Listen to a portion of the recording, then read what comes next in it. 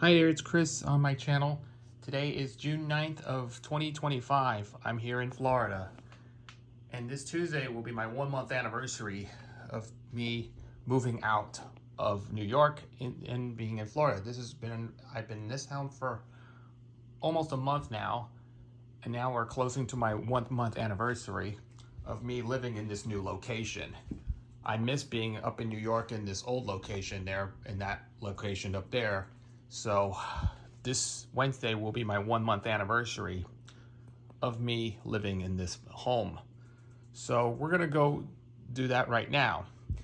First up, I'm going to revisit my Concord 440 reel-to-reel tape recorder that I just got off eBay since March when I was up in New York, and this was the last machine that I got while I was in New York because I was living in New York at the time.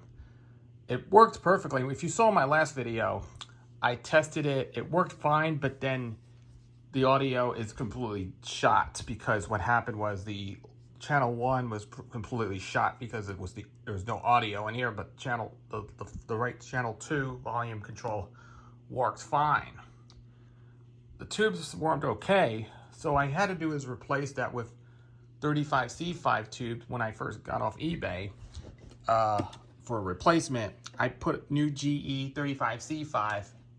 It's same problem. It worked fine, but it might be some same issue than the other tubes that I have.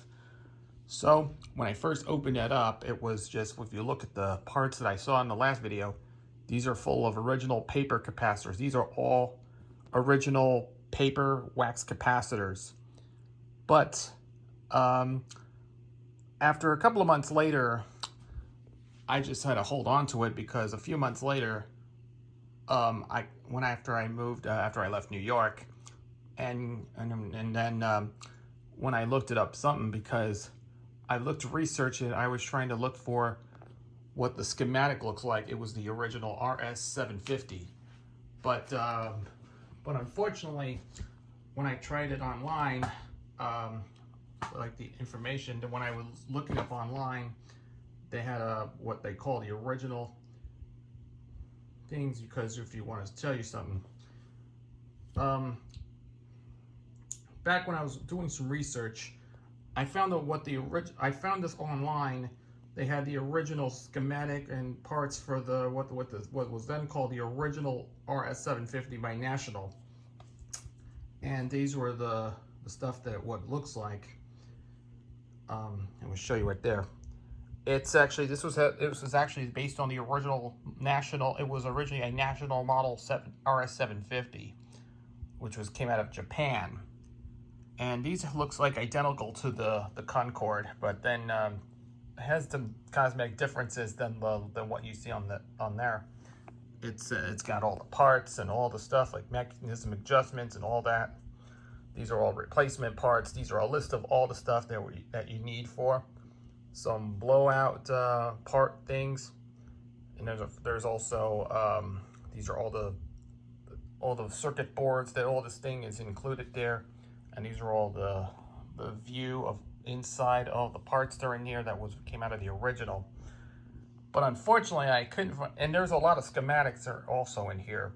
This was actually true, but when I was looking up something, I found out that I don't have no information on that we need, because it's a slight difference than what you see. But this is based on the National model, but I trying to cut and find any schematic information on it, because there's also some of the issues we had here, because the place like this rich, I couldn't find anything info on this one, but that's not the case. I tried to look for the Concord 440 schematic, and they didn't have it. I couldn't find anywhere online. But now, thanks to eBay, I got this one. This is called the Sam's PhotoFact Tape Recorder Series, December 1964 TR12. It has this one, which is located at page 17. It's got it even has the original Sam's PhotoFacts. See, I have to do is make a copy. I have to scan it and make copies of it and save it in my file. But this is something that I just like so much. This is if you love Sam's PhotoFacts, I highly recommend it. This is for when you fix stuff. and how to restore them. And it's got this is the model 440 trade name. For current address, see master index. There's also 3-speed, 4-track mono stereo. Yeah, it's a mix of mono and stereo units. These are actually, it plays both mono and stereo. Yes, it's compatible with mono, but it has a switch for both stereo and mono on there because it's both a mono and stereo unit.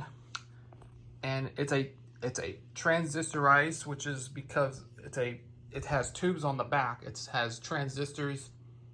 It has a couple of transistors in there mixing with 3 tubes. This is what we call it, a tube type / solid state unit. It was called a hybrid. And this is how you call it another one of these hybrid decks, tape recorders. This is what you call this one. Transistorized, it has a mix of tubes and transistors together, combined, and what you call this one, and that makes it a hybrid unit. And yes, these hybrid decks that came out around mid-60s, and then everything went solid state by the late 60s after they retired after phasing out tubes. It's got all the stuff. It's kind of similar to what the original would look like in the National 750. These are all they give you a little information on there. It says, and here's a description. This tape recorder is a 3-speed, 4-track mono stereo unit with built-in amplifier and speakers. Microphone and tuner phono auxiliary inputs are provided for each channel. An external amplifier line and external speaker output is provided each channel. Sound-on-sound recordings can be made by recording one track while simultaneously playing the other one. Speed selections can be accomplished in every position except play or record. An instant stop button is provided for editing purposes. And this one, I don't have the original. There's also one thing missing, is the original owner's manual for it, which these are hard to get. And these are a whole bunch of things. These are specifics, and these are stuff for troubleshooting. These are operating instructions. These are easy. This is how you have to do. This is if you don't own an owner's manual, that you could read the whole instructions on here. And it's got some adjustments and how to troubleshoot on how to adjust everything. There's a whole blowout parts diagram on this one. Yes, these are the motor board, all the stuff. And it's got all the troubleshootings are also included in here on what the problem is. There's also recorded sounds weak and distorted. This is how you do it. It's like recorded bias adjusted, erase head alignment, bias oscillator and cooperative.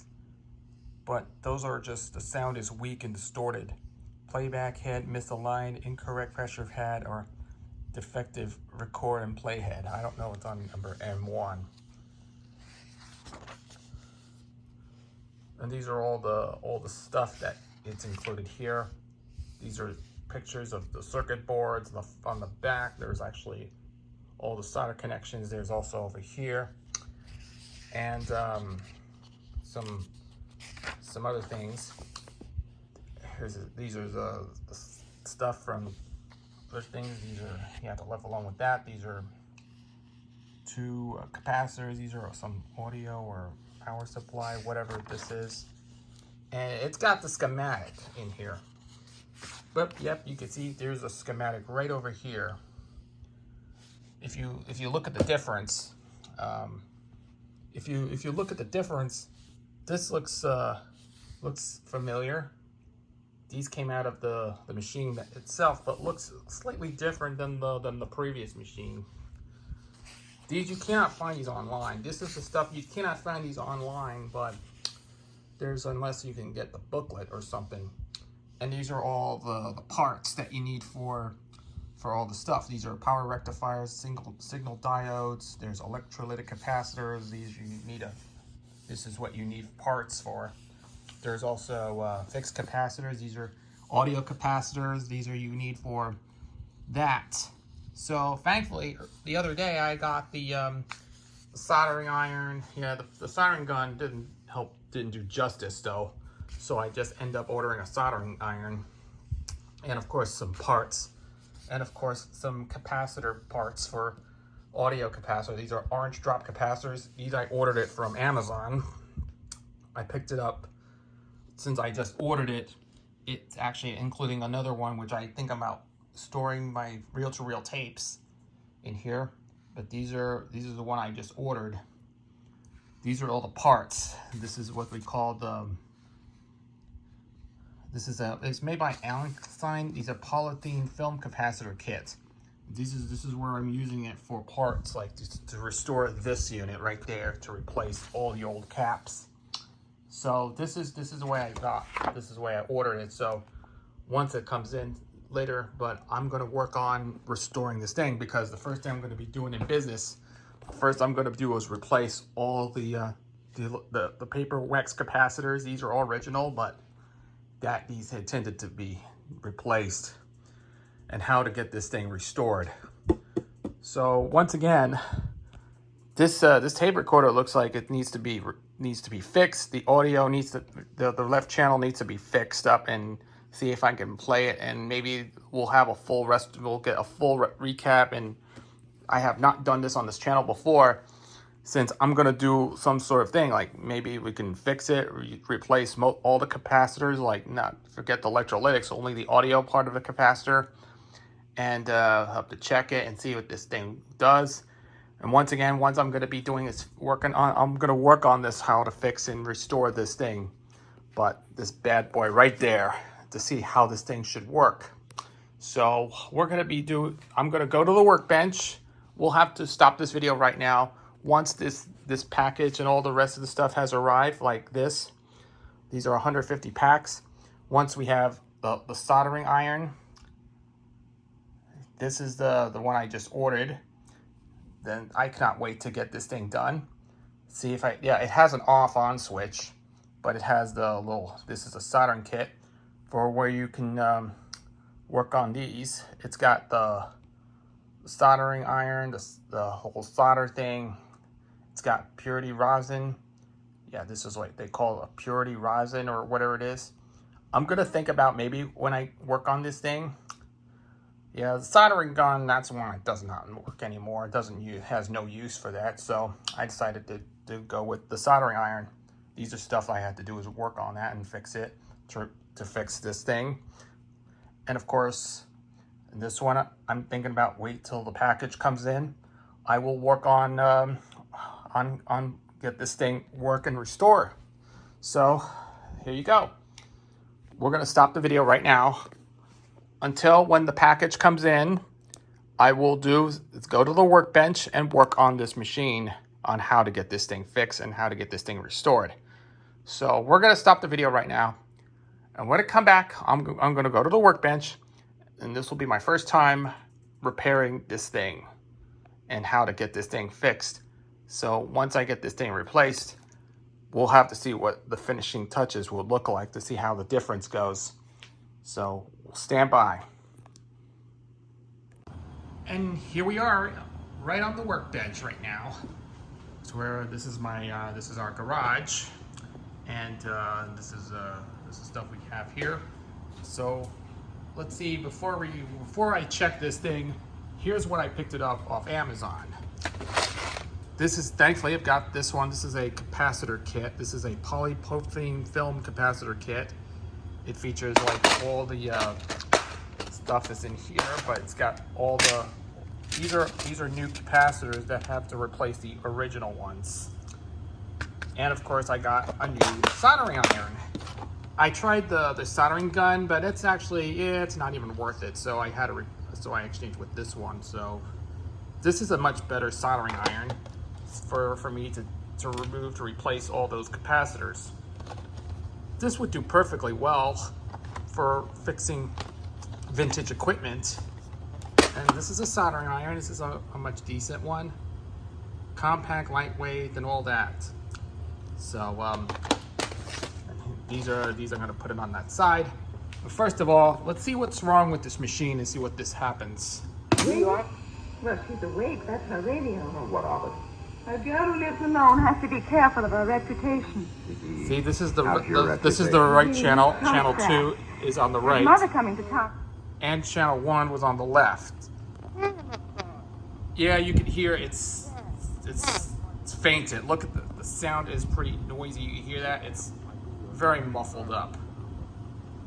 That might be the capacitor problem, might be some issues here. So what about switching to the right channel speaker?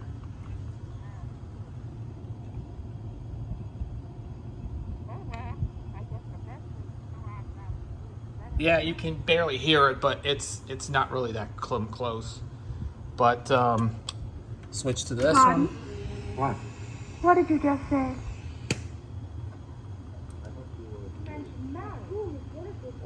And you switch to mono, it should be fine. But This is Thanksgiving, so people like to keep it the same way as always. The way I'd like to keep the wiring in this room. Hey, Pop. Go to bed, sleep, late. yep, that might be wrong because the volume 1 channel is complete. The left channel is dead. Channel 1 is dead. Especially channel 2 was working okay. But that might be the issue. So first up, I gotta rewind this tape right now. First of all, I have to see if I can take this thing apart and see what's inside and see if I can revisit it again. Let's check it out. All right, let's revisit the inside of the unit. When working on this, before I moved, when I was in New York, when working on this to fix up the original, these lights that you can see, looks original, but the problem is I broke the level indicator bulb. That might be the problem for that, so I'll have to replace it with LED. So here's the problem. These have a capacitor. This looks like this. Yeah, I have this in the wire a bit. It's got look at this. These are what they call a paper capacitors are in there, but looks pretty awkward. But yeah, I have seen this. This is a 0.3 microfarad and 400 volts. That you can see. Here's the way it was done. These are the original capacitors. Yeah, sometimes yeah, you can see all the original capacitors. These are wax capacitors. These do fail over time, but the big problem, one of the biggest problem we had here is actually a capacitor is it's all original but looks pretty bad. If you see all those, it's getting really old and tired. But I'll have to work on the other side of this. We'll have to see what the original caps would look like. So thankfully, I have all of these stuff that these are used for replacing these capacitors. But that caused that audio to fail miserably because it was on the first channel, the channel 1, channel 2, and there's nothing else to do it because yeah, it might be that very old. It's a paper. It says paper con. I'm sure this is the paper capacitor. These are paper capacitors. These do fail miserably because these I have to change it completely to see how this audio improves. So this is something I always wanted to do that because I'll have to check Sam's photo fact to see what it is. And let's revisit the Sam's photo fact to see what the hell is wrong. But these capacitors, these are audio capacitors. I'm just going to focus a little bit more and see, it goes right to the C37, C34. It goes right to the 4.7 microfarad, I believe. And there's also R36. I think that goes right into this thing. It might be the tube. It goes right to that one. I don't know if it goes right to this one here because, yeah, I have seen these schematics. Yeah, schematics is where you can help how to get audio or whatever this is, how to do is to feed the capacitor right to that to get audio in. So that would be the problem to put channel 1 in there. So all I said is, and you'll have to look it up on the parts thing. Let's see what the hell's the parts. If you go under the parts, we're gonna look up here. It's you'll see all the list in here. These are fixed capacitors. These are you could use as audio capacitors. These have to change because these have some problems with this. You have to do is you have to recap the entire thing to get this thing restored. This process in restoring this thing to life, I'll have to do is just use the SAM photo fax for this to check to see what the problem is. So without further delays, I'm going to do is maybe we could change. First off, I'm going to do is replace these capacitors and put newer capacitors in there to see how this thing improves. So trust me on that. I will get to this one once if I get it done. Once I finish doing this, I will come back and do something that I'm going to be done. So I'll have to do it right away. So let's do this right now.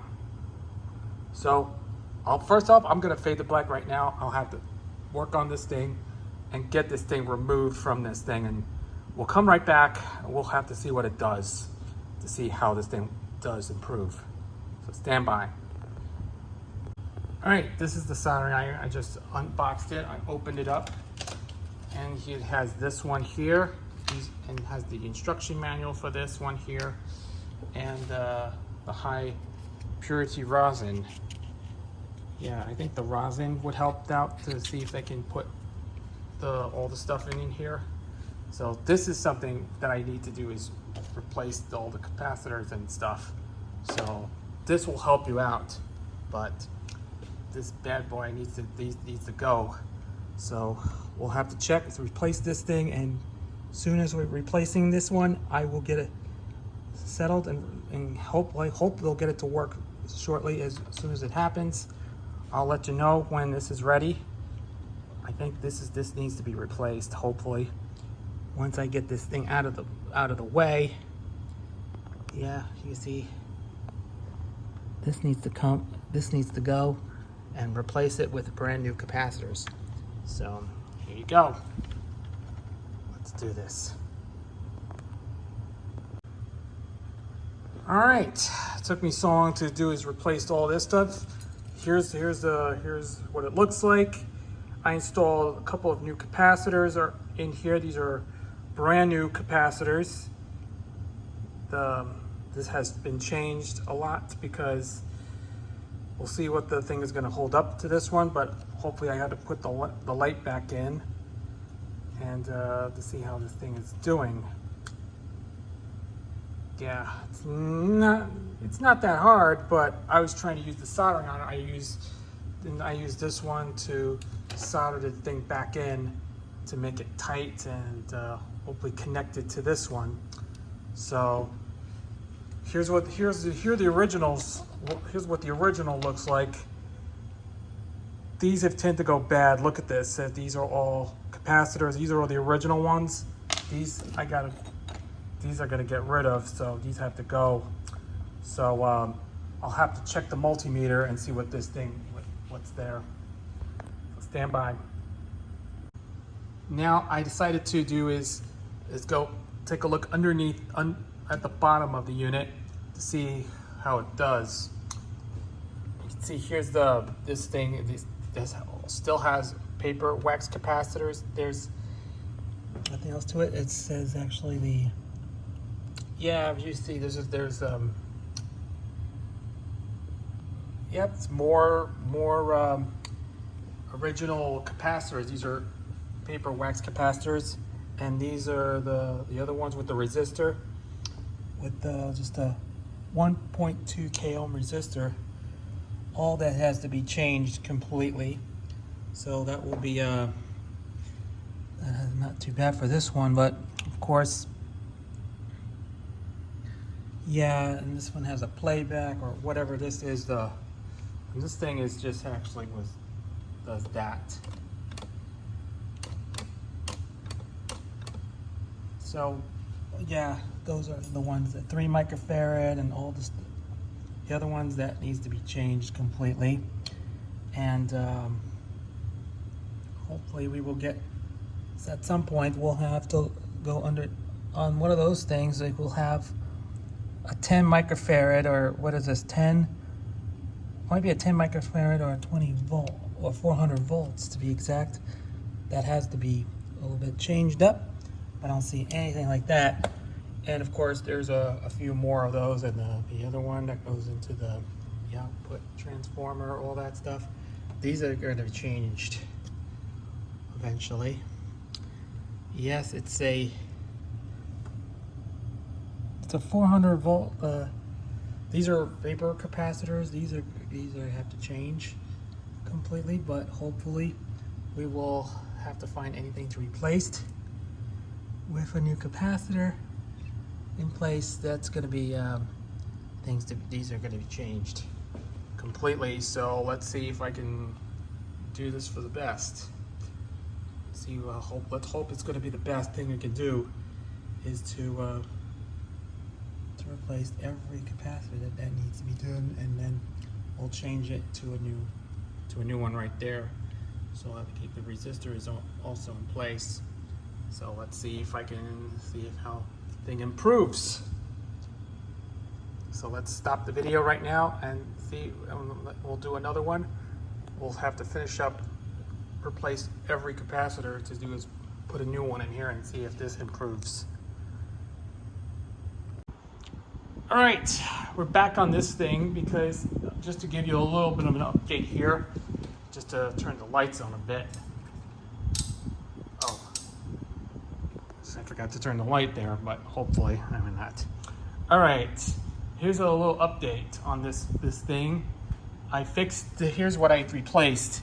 These are the newer capacitors. These are brand new capacitors. I replaced the old paper capacitors. These have gone really bad, so I just changed this one because look at this.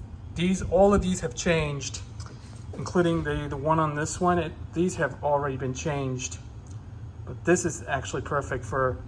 It's working perfectly. This has got to be done. Hopefully, it's taking a little bit of progress here. So all the electrolytic capacitors are there, and all these are still in there. The can capacitors are in there, but still okay. It's still fine. I'm also going to work on is maybe we can change these two. These are only two more left to change. These capacitors is the other one. These are going to be changed with brand new capacitors, and these are close to be done. And I hope by as soon as I'm finish it up, I'm going to give you a little bit of a final test to see how this thing cooks.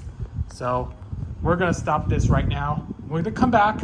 We're going to finish the rest of these, and you'll see how this thing performs. So let's see if I can stop the video right now. And I'm going to be changing these two more capacitors. I'm put a new one in here. Yep, I already put all these in place.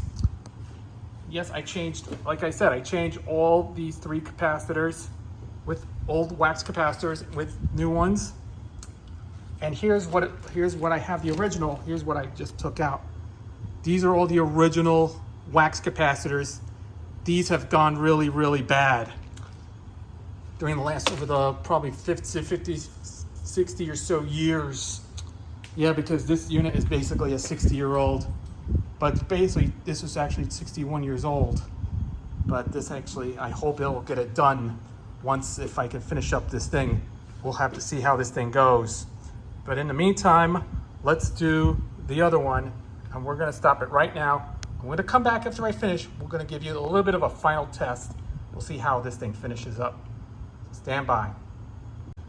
All right, we're back on this this Concord 440 once again, and to let you know, here's what I did. I installed a brand new capacitors. These are brand new capacitors. These are the one that I replaced it with brand new ones. I changed everything, as I said earlier in the video.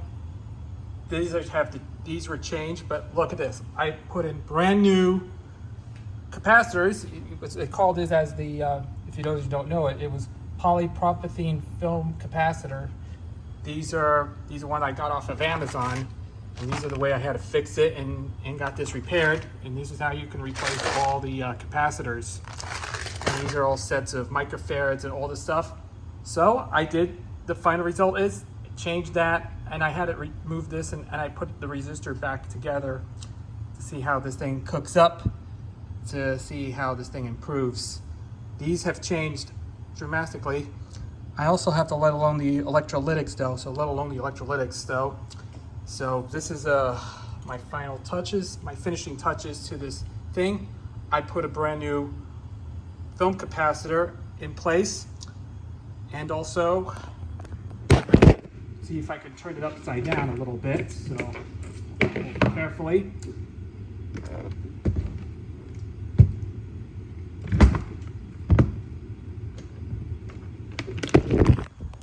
And I did also earlier that afternoon when I was working on it, I first replaced all the original capacitors with brand new capacitors. These are brand new, and I hope this thing should improve much better performance than this one. So I hope we'll have to do a final preparations for this. So once I had to put this thing back together, and here are some of the original ones. Like I said before, these look really, really bad. These are original wax capacitors. I put a Ziploc bag in there, but these are the ones that have the original capacitors. These look really, really leaky, really bad. These have to go. So, or maybe I could put it in a Ziploc bag or something. So this is the way I always do, is change all the capacitors. These are brand new, and of course these are the originals. These I'm going to be keeping up just for the looks of it. These are pretty bad caps. So, well, these are all paper wax capacitors. These are all really, really bad. And these are all Matsushita capacitors. These are just really bad. So I put, like, once again, brand new capacitors, and these are all done. We'll have to think about, maybe I'll have to put this thing back together and see how this improves. And we'll give you a little bit of a finishing touches of this model, but hopefully we'll get this thing working as soon as possible once I have to put this thing back together, and we're gonna call it a day. Let's stop this right now, and we're gonna come back and give it a little bit of a test to see how this improves. Now I'm back in my room right now. I just put a thing back together, and I had to start playing it. I tested it. It was actually the channel 2 works fine, but the left channel is still not. So I just wanted to help to look into this because I don't know why. So I did check the Sam's PhotoFact and see what this thing. I have to go back before we do. Let's see if I can take this apart again and see what it does. So I have to decide to go back and take it apart again to see what I did checked is see what happened was, take a look at that. Those are 2 rectifiers. These are power rectifiers. Yeah, these have caused the thing to go bad. You can see those the wires. I just had to touch the wires a little bit, but look at that. It's, you see here it is. That's that has the problem. That might be cause the rectifier that go really, really bad. See, these rectifiers are really bad for me. And when I had to do is touch the wiring in this thing. So what happened was, see, as you can see, here's the wire that goes into that, and yeah, the positive, that goes to the negative, and all this stuff. That's you see, those are 3 wires. These aren't going to go bad. It's not great, but hopefully these those wires will look pretty bad to me. As you can see, those are like the negative, the positive black wire. The red is for the negative wire. But these polarity, yep, they start to go bad. So thankfully, I looked up on the schematic. I looked it up here, and let's take a look at this. Yes, it has to be a bridge rectifier, but it's on. Oh no, that's the wrong one. That's not the Grundig. Sorry, wrong. I did the wrong thing, but this one, I checked the schematic. Here it is. It's under the Concord 440. I looked on the schematic and I found out it has to be a bridge rectifier is right there, which is right over to this thing. It's just two, yeah, these are two rectifiers. These are KCO8 C2 1/5. And this is actually the serial number was on this thing. And yes, that's the rectifier that I looked at. It was actually pretty bad. So yeah, these do fail over time. That causes the audio from not coming out of the speaker. So I did check this is actually, it was going right to the source, to the 135 for, it goes to the 100 microfarad, to the 20 microfarad, to that.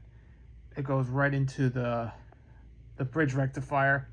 It goes right into there. So that's what they call X7 and X8. And I just checked to see if there's anything available there. It says that's when you look up the original part number. These actually have N16195, or you can get like some type of port 1300 amps, like in the 1600 volt range or something. But these two, you can't find these anymore. So I ended up ordering this one. So just wanted to share with you. Hold on a second. I went on Amazon today. I just ordered this. These are probably the flat bridge rectifier 3 amp 700 volt single phase 4 pin. And this would be a permanent replacement to go with this thing. I have to do is desolder this one, and we gotta desolder the other one right there. Yeah, but that's when you think it's connected right there. That might be a polarity job. That's it's 1, 2, then this one 2, the other one 2, and the 2. Yeah, these are not gonna. These are going right over here. I know that's the 2 wires. You can see those 2 wires that might be for the output transformer. That goes right to the rectifier. Yeah, we can do is gonna make 2 wires to go in there. The other 2 goes in here. Yeah, the red wire goes to the positive. This one we'll have to make these 2 when this package comes in. I'm going to take a look at it, but this is a bridge rectifier, but I think that's a screw in place. I think that has a screw in place, but this is yeah, this has the positive, the negative terminal, those are in there. So I just wanted to let you all know that, and also I have to think about put some Velcro on this thing, so that will prevent from not open up or something, that's for not loosen it up a bit. This is something I needed for a long time, and that's some polarity, and this is what I gotta use it for, or possibly who knows what's gonna do until when I get the whole thing stuff. It has that center screw in here, but who knows. And I also ordered remember the lamp just broke off or something? These have the original ones, but yeah, these have to go, but this one's broken, but I need to replace the one with, yeah, I also want to get this one. I ordered this one that I had to replace the level indicator lamps, and it's called the LED diode kit, and these are going to be used for restoring stuff. And then and also I just ordered, yeah, I just ordered this one. It says actually a 2 microfarad motor run cap, because the 1.5 microfarad motor run cap is it's kind of lowered down a bit, so I'll have to get a 2. So I checked it once again over on that one. It has the 2 microfarad motor run cap goes over here, because it should be a 1.5 microfarad motor run cap. That does not, yeah, that's the wrong microfarad, so I have to get the 2 microfarad motor run cap. And maybe I'll have to connect it right to the thing. So That's the Sam's Photo Fax, what I just get.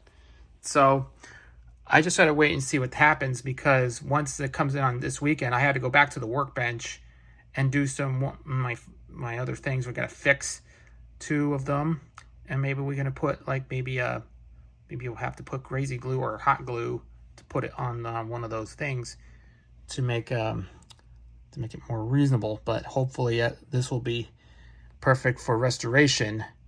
Yeah, you can see how this thing goes. Like I said, yeah, these go bad.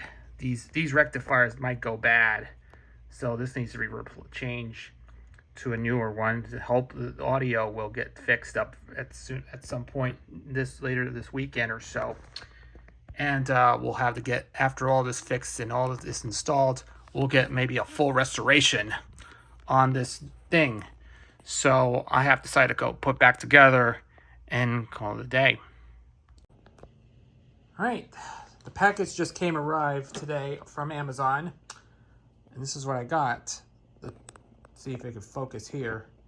This is a 2 microfarad motor run capacitor.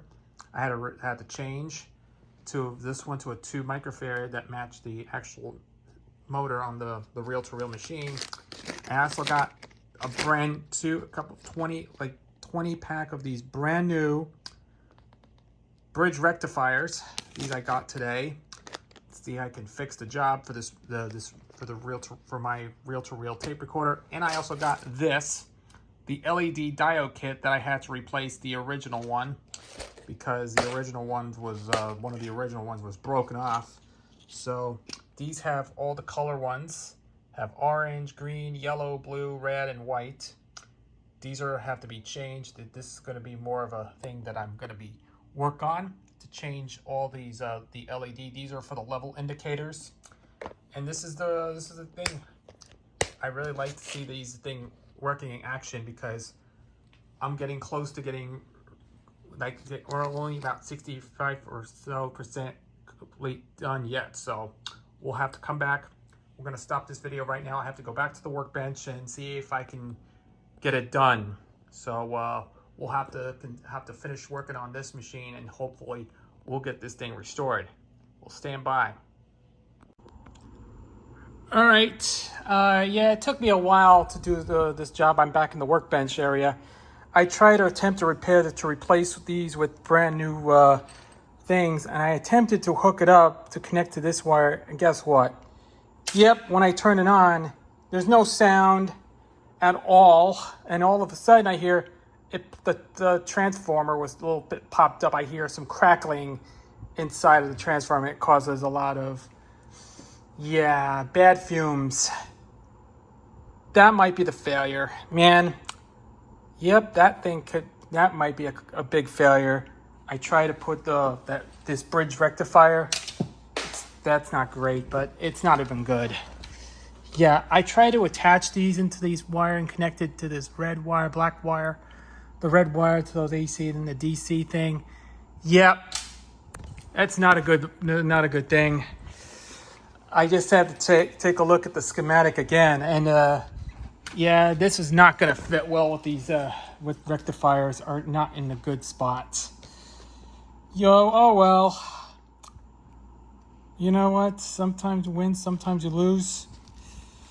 You see, here's the rectifier. Here's the schematic again, and I just had to check that this is it's a bridge rectifier, and you know, it's connected to that might be the wrong polarity. Yeah, I try to connect these one, and that might be the wrong polarity, and that is just pretty bad. That might be the wrong one. I don't know why. I'm a little bit confused here. I was trying to solder it and solder it again and solder it again. It's not great, but it's just terrible. Man, I cannot believe this is not good for when you connect it to these. I was trying to replace them, and you hear with the original. I was trying to attempt to take it apart, unscrew this thing. Here's what the original looks like. Yeah, it might be that one right there. It's not great. But I can't believe it's not great, because I know it's it might be the failure, this rectifier failure. I'm trying to think about maybe if I can come up with a solution. I've looked on eBay. They have an old these replacement ones. You can tell you can match all the polarity here. It's a 1N16951 or I just checked on eBay and I saw them. Maybe one day I might be a good suitable replacement for this one. I hope sometime in the future. I just wanted to make sure this is the way. It's not good. It's not a good match. Not a good polarity. So I'm thinking about maybe I'll have to find a way to get this one. Probably I'll have to look it up, and one day, maybe in the future, I will work on ordering one of those diodes on eBay to see if there's any replacement ones instead of that bridge rectifier. That kind of sucks. So I'll have to stop this video for now. Next, in the future, this Concord 440 reel-to-reel tape recorder is going to give it a rest right now. So I'm going to put it back in, and we'll come back in the future, and I'll have to do that. Sorry. Okay, went back to the workbench and see if we have any problem with this. See that? You can hear the when I do this thing, when working on this thing, I know it was this has the transformer. It looks hot. When I put it on, the rectifier was starting to go. Yeah, look what happened when I connected to these wires. You have to see. Here's what I did is I had a bridge rectifier. I had to put all these 2 wires connectors and all this, and 2 wires go in there. And when I turn it on, the light, it started glowing. It looks like it's starting to dim. And then all of a sudden, you hear that cracking noise. You hear it's right on the transformer. And when I touch my hand, when I touch the transformer, it was very, very hot. It's burning hot. So I had to unplug it. So I had to have the transformer to cool it off. So I don't want the transformer to be blown. So what the problem is, the symptom is, it's got an input transformer. This cord right there, it connects to the input transformer to the rectifier. And the other 2 is the output transformer that connects. This is like that's 1, 2, 3, 4, and 1, 2, 3, 4. This has to be the output transformer. The other one goes to the output transformer.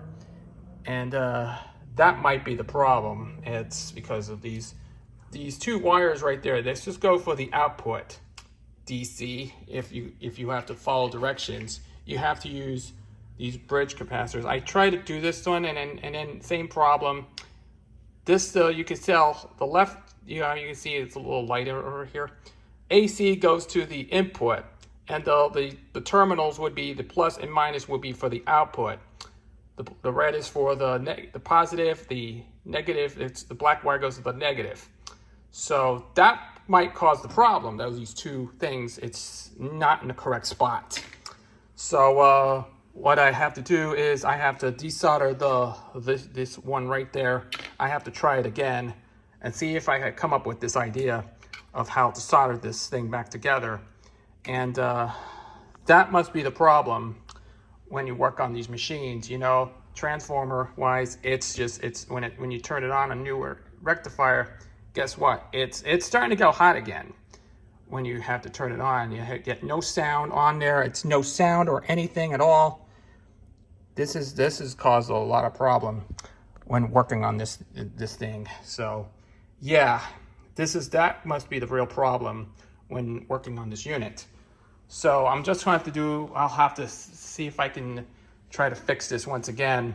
And we'll have to do this again at one point, because I have to take this thing, I have to stop the video right now. I have to go back and redo the entire thing, and then we're going to put back together. We'll have to see how this thing improves. All right, I'm back on the Sam's photo effect on the schematic there.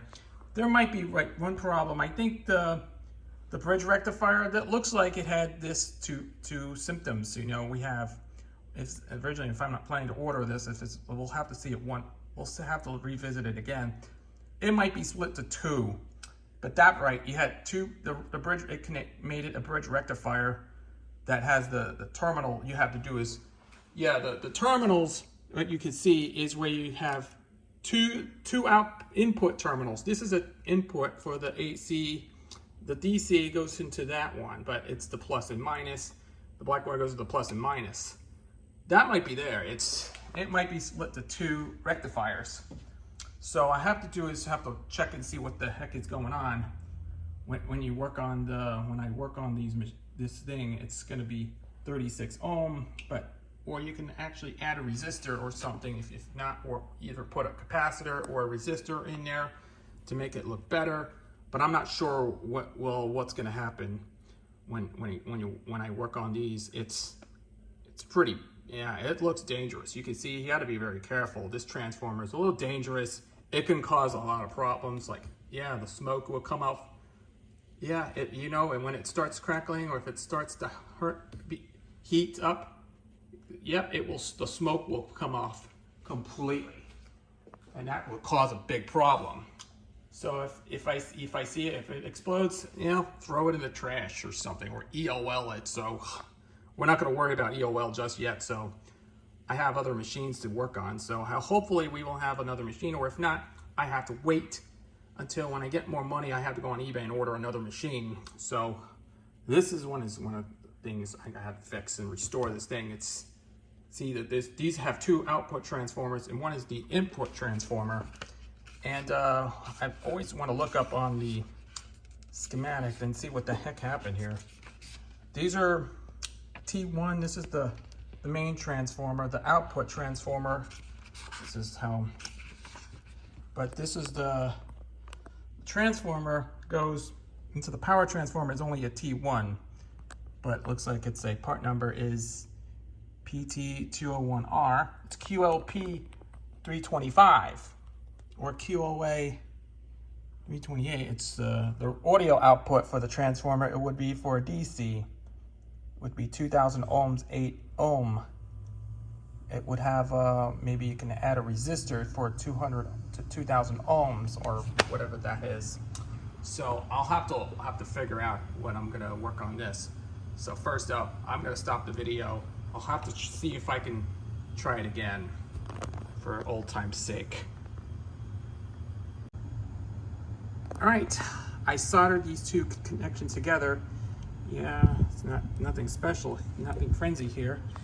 See, you can tell this has a polarity. This AC input goes in there with the two of them.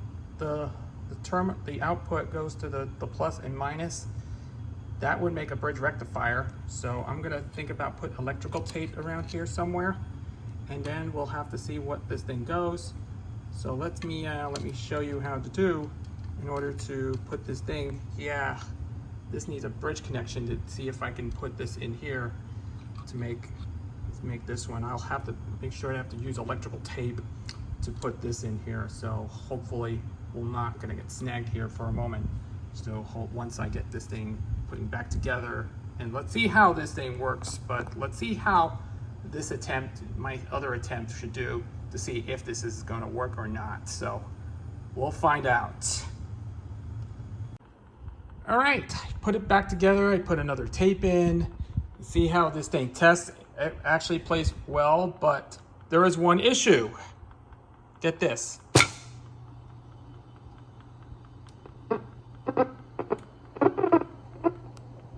Yep, it's bad audio.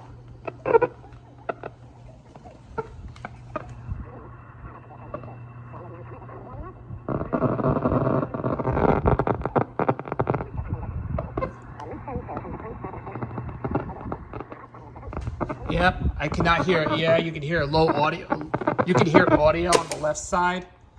So bad audio on the right side. I have to switch to 1 7/8.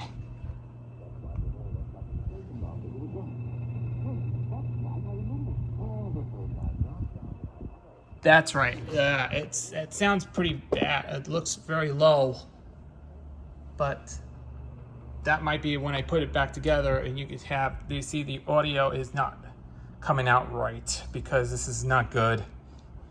I don't know how to get this thing fixed.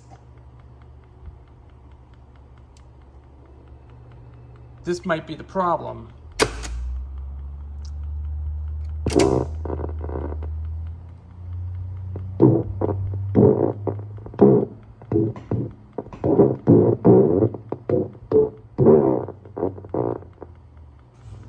Yeah, it might be some problem when it comes to these machines. It's not particularly good. I'm sure if I have to do is you have to put a resistor on here and see if this helps all this thing to be in trouble. So I don't know. It might be the oscillator issue. I'm not sure if this is when I put new capacitors in. I had to recap this thing. It's basically it still runs perfectly, but it's not quite close. But I'm thinking about maybe it might be the problem. I'm working on these machines. It's not great. First, I gotta turn it off, so I don't want the fire hazard to be in there. But anyway, at any rate, so let's see how this thing fixes or something. All right, yesterday I went back on the workbench and I just worked on stuff that I had to fix it up and do some other adjustments. When I tested it, I tried to use electrical tape to do this, and what happened when doing the process of this, I just checked it was not. It's because what happened is when I pushed the diode on the electrical tape on the bridge rectifier, and what happens when I pushed it there, I was freaked out that a spark, it flashed. I mean, why? It might be the problem. It was because what happened is that would cause a spark that was in the unit. But this is what's going to happen. And I got to be very careful if you had to push the electrical tape down. That is not the correct, because what happened was a spark almost just starting to freak out, and I almost got I got a little bit electrocuted or something. I don't like that. That is a pretty hazardous thing. So I just had to be very, very careful when working on this thing. But I'm just to let you know, I was tempted to restore it again. And the problem with this unit is I get no audio. And yeah, you can hear the low volume. When I turn it up, yeah, you can still hear a low volume. You can hear sound at the low volume. That means it's not in the correct voltage. That is the problem. All right, and when I checked on Amazon after I bought it, the Bridge Gold KP347 flat bridge rectifier, it measured like 3 amps and 700 volts. But when I checked it on the schematic over on the Sam's Photo Fact, if you can see it's all focus here, it's measured 165 volt, 130 amps, milliamps. But thankfully, when I ordered on eBay, as of right now, since I just ordered on eBay, get this.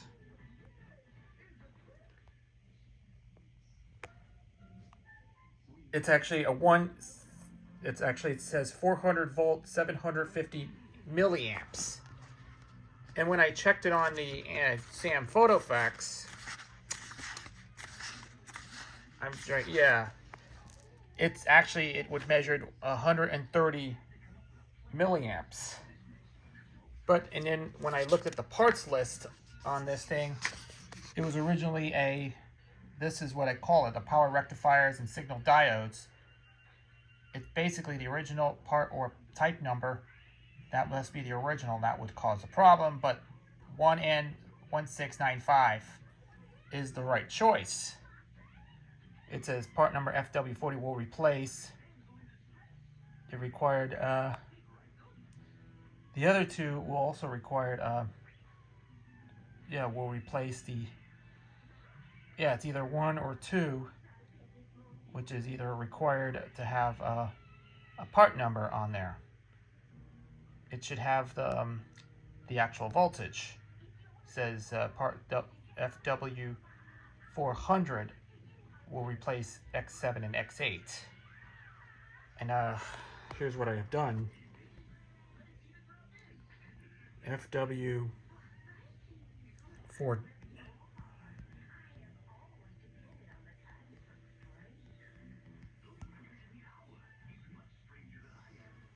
It might be a bridge rectifier. That might be the FW400.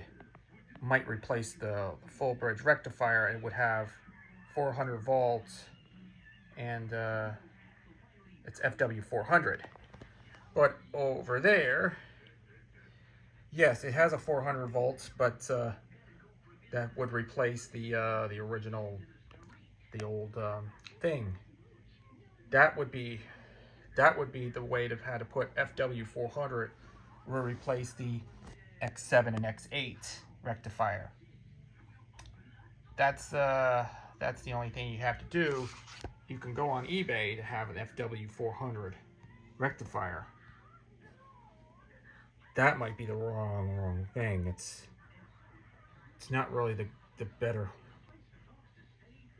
Yeah, there's only like one thing available that has Mallory. It's a Mallory. It's a bridge rectifier. You have to replace it with 2 of the diodes, and all this would work fine. But this is a challenge. I hope this is going to be a huge challenge when working on this machine. This Concord is actually, these are going to be in there for a little while.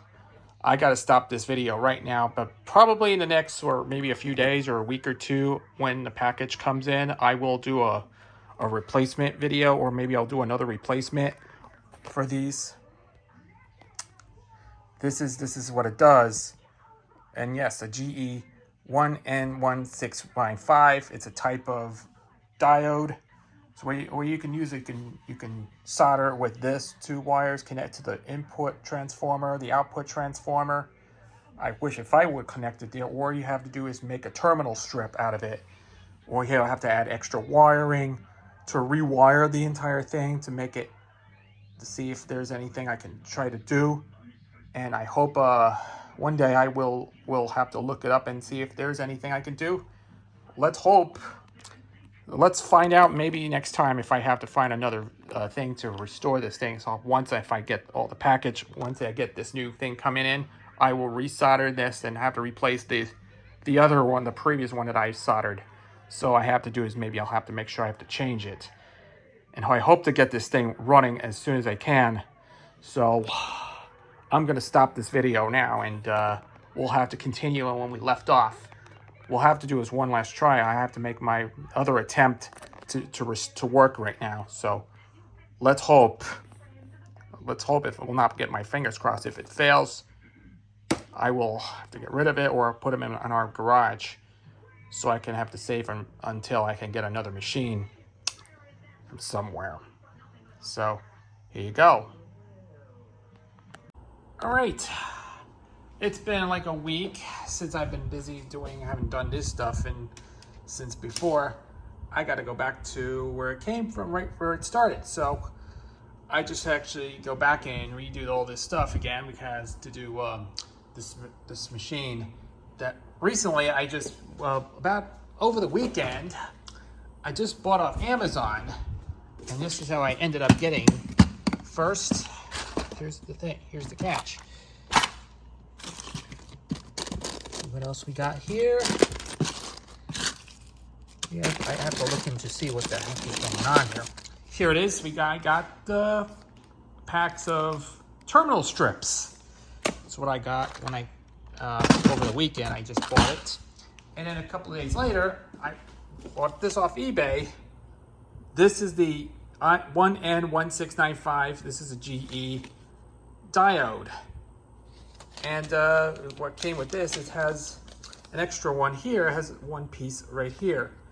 It's a 1N1695 is where you have to replace the diode, the original, with the new ones. So that would be great. But what's interesting enough, finally opened this up, and this is what I end up with. Here it is.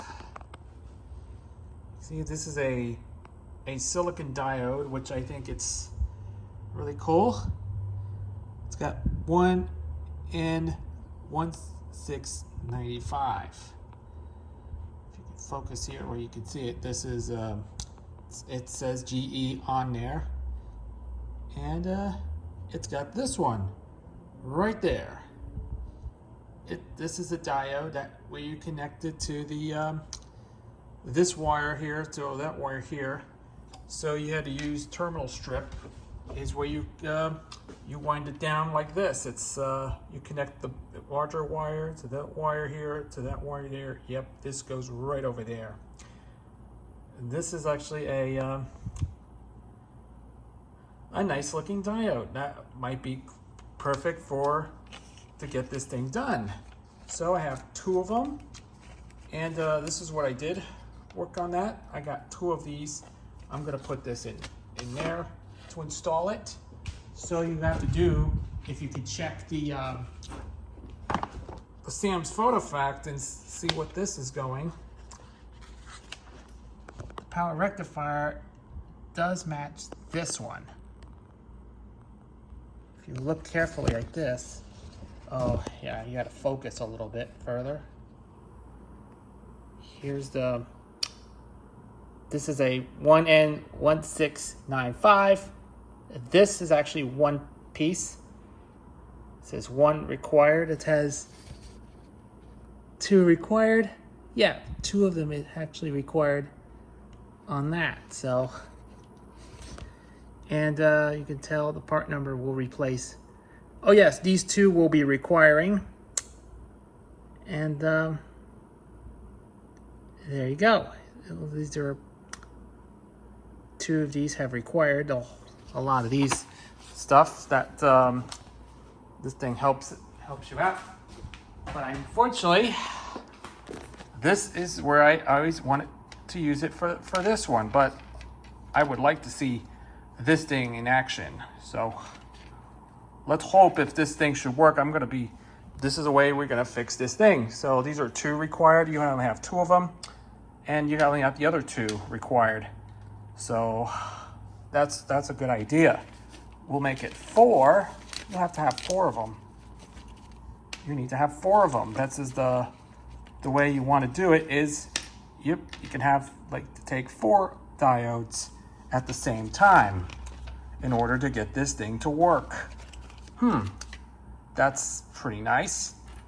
We have one machine there, the blue wire goes there. This is something you have to say, this is a good idea to make. You can make it as a bridge rectifier. So these bridge rectifier is where you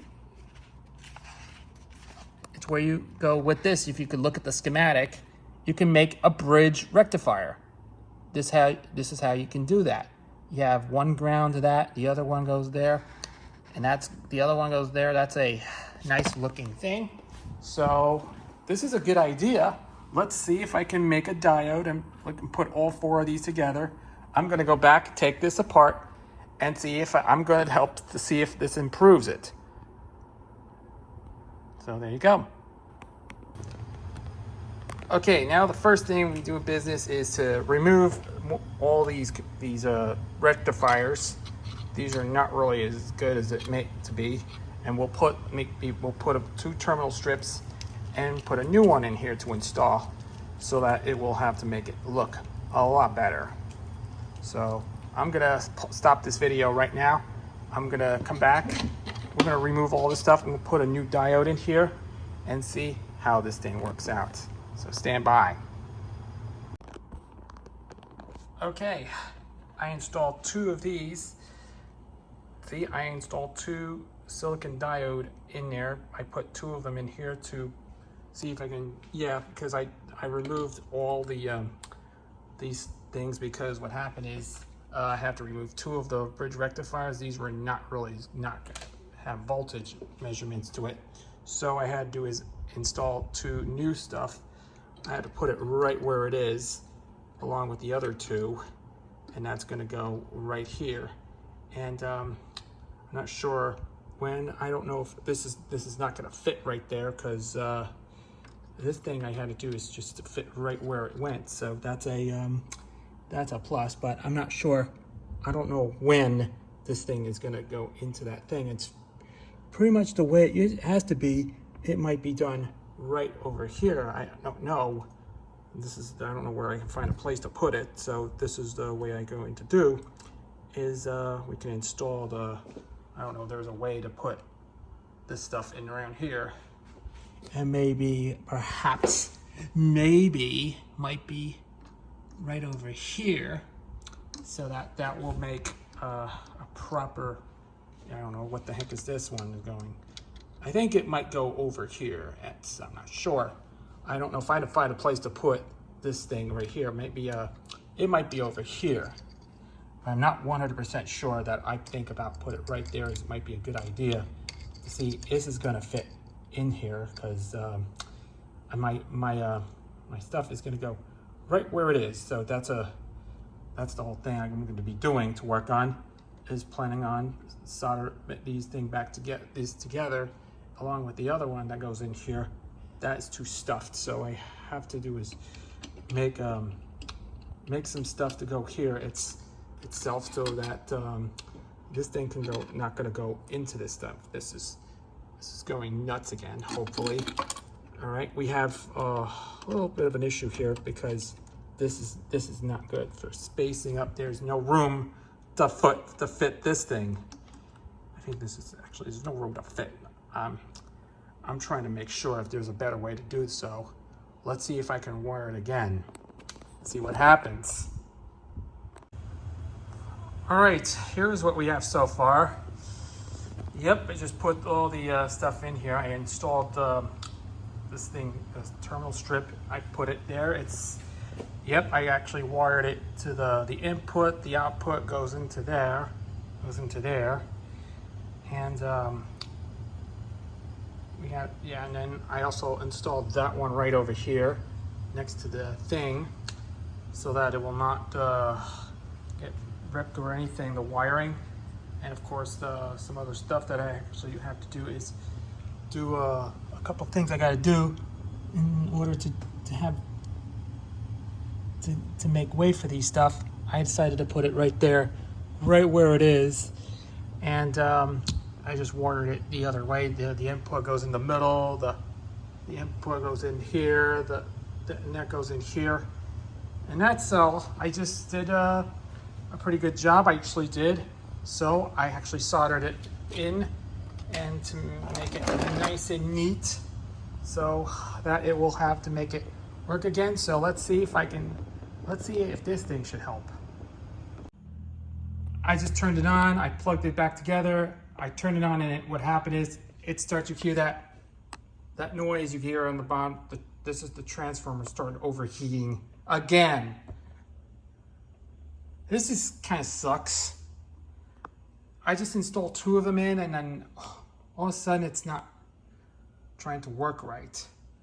But that's not gonna help right, so I gotta go back and redo it again. Okay, let's see how this thing goes. I don't know what is going on with this thing. It's not great, but anyways, that's not gonna help.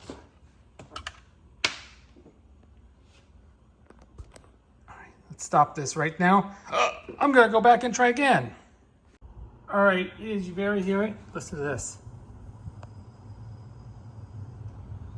Touch it. This is very, very hot. Yep, transformer's not in the right spot. This is not good. Yep, as for me, I decided to, well, it's called a failure. It's not really good. So I'm gonna end a little bit abruptly. It's been taking me, this is enough time for the video to attempt to restore the whole thing. It's not very good. It's not good. It's not even great. Well, who knows? Time for me to have to end this video in a sad way. So I'm gonna use it and save it as a parts unit, but hopefully it's a parts machine. I'm gonna I'm not going to be investing in getting it done. The audio and the whole thing had to be done without it. So I hope one of these days I will be attempting to do it. But I guess, yes, it's a failure. What can I do? Maybe we can call this a little bit of a done deal. But hopefully, this is it. I'm gonna end this video right away, but I hope we'll get this thing done. I gotta put this thing back together. I gotta unsolder them. I gotta put it back together, and we'll call it a little bit done. now I put it back together, and all I can say is, well, I am not able to get it running again because I tried it. It had the same issue with that because I put a new diode in, and I know it's not really special to me. I just have to say it's not good. The bad news is it's not really that worth a try because, yeah, I was thinking hard. This is a very hard way to repair using bridge rectifier, and I had to do it. It's a disappointment. And yeah, when I checked it, it was like the transformer was getting overheat, very hot. And I had to say, it's not really that special to me. It's not like the way I had to get the audio back in to get it up and running. And I had to say, it's not very special. It's not good. I think that's the only thing I had to make, and when I make this video, it's pretty bad. I have to say it's very disappointing, and now I have to go put it back where it belongs. So I'm going to end the video right away because I will not be able to restore it. It's not going to help very well. It's hard. What can I say? This is what I'm going to do. I'm going to set aside, and I'll have to think about one day I might get a reel-to-reel deck, but we're not going to get it anytime soon. So that's it for now. I had to say it's done. Well, what can I revisit again? Well, I have to revisit. I can use it as a parts unit, so I can use for a cleaning rig and some other things. This is a parts only machine that I'm going to use it for parts, and this is parts only, but hopefully it'll get done as soon as I think it's not to be restored or anything. All I can say is it's parts only. So I hope you all enjoy this nice video. It's a pretty sad ending. I'm thinking about one day I might revisit the other machine to get it working again. Hopefully we'll get this thing done as soon as probably, I'm not going to tell you. I'll get another machine once I had it. So this will go to my brother's garage. And I hope one day I might thinking of get another one. So I hope you all enjoy the video and all this stuff. So if you enjoyed, leave a comment below and like and subscribe. And we'll catch you again probably in the next video. This is Chris, and I'm going to be gone. Probably I'll see you in the next one. All right. Yeah, after about a couple of frustrating attempts, I had decided to go back to this again. Yeah, because what happened was I used a terminal strip. I started turning in when I installed it. When I put it on, it still got overheat. So yeah, that was kind of frustrating. So I looked it on the schematic, and I found out that you have to make a bridge rectifier to go with it. And here is what I did. This is a bridge rectifier. It could connect it to this one. One goes to the two wires can go into the output transformer. The two black wires go to that, and the other one that goes to the AC input transformer, and that matched pretty well. So I don't want to get shocked, so I have to stuff it together and to make connections look pretty worse. And what I did was I did some inspection to go in here.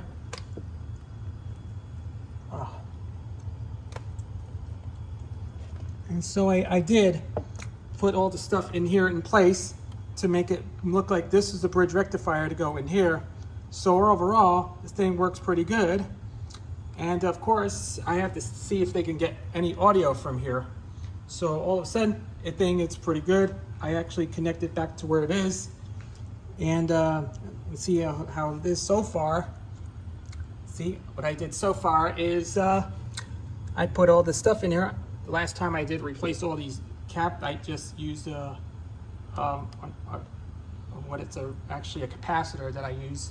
I replaced the original wax capacitor from the start. So I did some full attempt after like several attempts to do this, because what happened was, though, if it does not go well, it gets overheat. The transformer started to go overheat. You hear that crackling. It's starting to get very, very hot. So I had to unplug it. And yeah, and that transformer was very hot. So when I put it back in, when I make a bridge rectifier, I put it in, I put it back together, I turn it on, it works, absolutely works perfect, but the sound comes out well, but the other one doesn't. But I'll have to look in to see what the heck is going on. So let's find out what happens when I put this thing back together and see what it does. All right, it's back in place. I had to put some Scotch tape in here to prevent from not powering the system on. So let's see how this performs.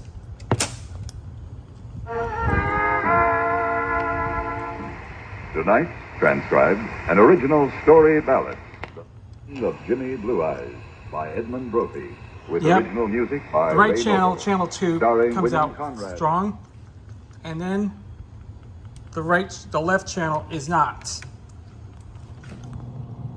See, it might be the problem with the left channel. It's because it's an issue with the left channel. So I had to do is plug it there on the right channel. All I can hear is nothing. Yep, I get nothing on the left channel.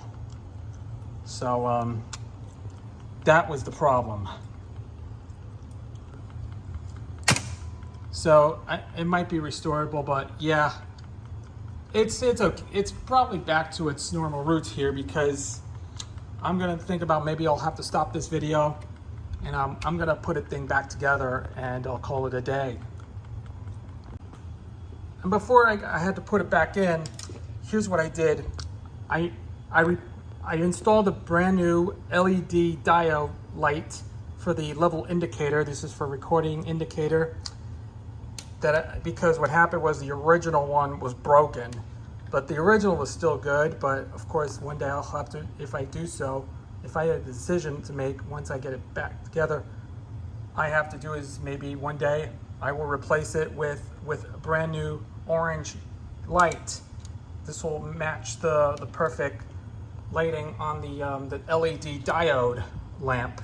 So I just soldered the lamp here to make it look like it's a level indicator. I just installed it, and maybe we'll have to do is replace the other one, and we'll call it done. Let's see if I can put it back together and see what it does. And now it's finally back together. I know. Let's see how this plays. No bad. I can sing.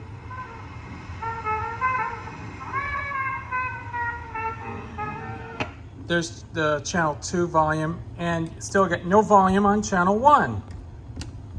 That might be the problem. I'm very disappointed, but channel 1 works fine, while this one is not channel 1 does not. And since I was born, I've loved If you switch to mono, you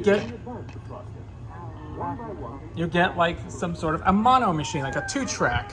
And when you switch to stereo, you get a 4-track.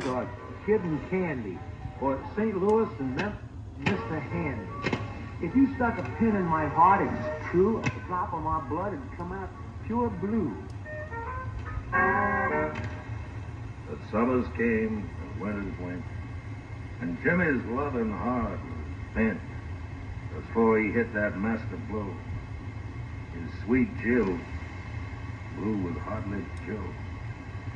Now, Hot Lips Joe, he had no...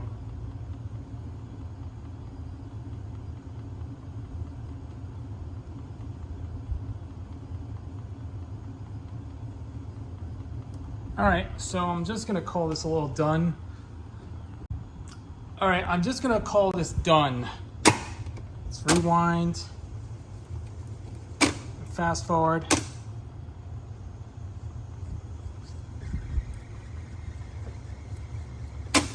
Still is working perfectly, but I'm gonna show you the rest of it inside, what was in there. The tube's just warmed up already, but yeah, it's starting to glow. The tube's glowing, but I don't have to worry about it. It's still fine. That's how it goes. We're gonna call this a little done for this video, because I fixed it up. Here's my little recap on this thing. Let me turn this on. All right, this is why we're going to be doing this. Here's a little recap. I've been doing this for the last couple of weeks when I worked on this video. I replaced all of the original wax capacitors with film capacitors. I replaced. Then I also worked on replacing it with the bridge rectifier. I did several attempts to get it running, but the problem was the main transformer is starting to like blowing like crazy. And then of course, and I did worked on this thing, and then all of a sudden, yep, it's actually, after several tries, I got it operating once again. So finally I got it back together, and I call it a day, and I hope they'll have to fix the right channel. I'll have to see maybe in the near future. I have to think about maybe we'll have to fix the right channel. And I did install the new LED bulb because the original was broken. So I let alone the original one. So if I do, maybe one day I will do another video on how replacing it with a new LED diode. So here's what I have in the parts box. This is the 5mm to 3mm LED diode kit, and this is where I replaced it with brand new LED level indicator because the original was broken. So there you go, it works perfectly. Sure, it's finally back to, well, close to being a restoration job I did. So I'm gonna call this done. I think it took me about a few weeks since I ordered new parts and stuff. I went on eBay or something like that. I went on to eBay and ordered some mostly parts. I went to get parts for it, but here are some of the ones I have left here. But yeah, that's that. I'm gonna call this done already, so I hope you'll enjoy this thing, and hopefully hope you all enjoy this whole demonstration, the whole thing on restoring it.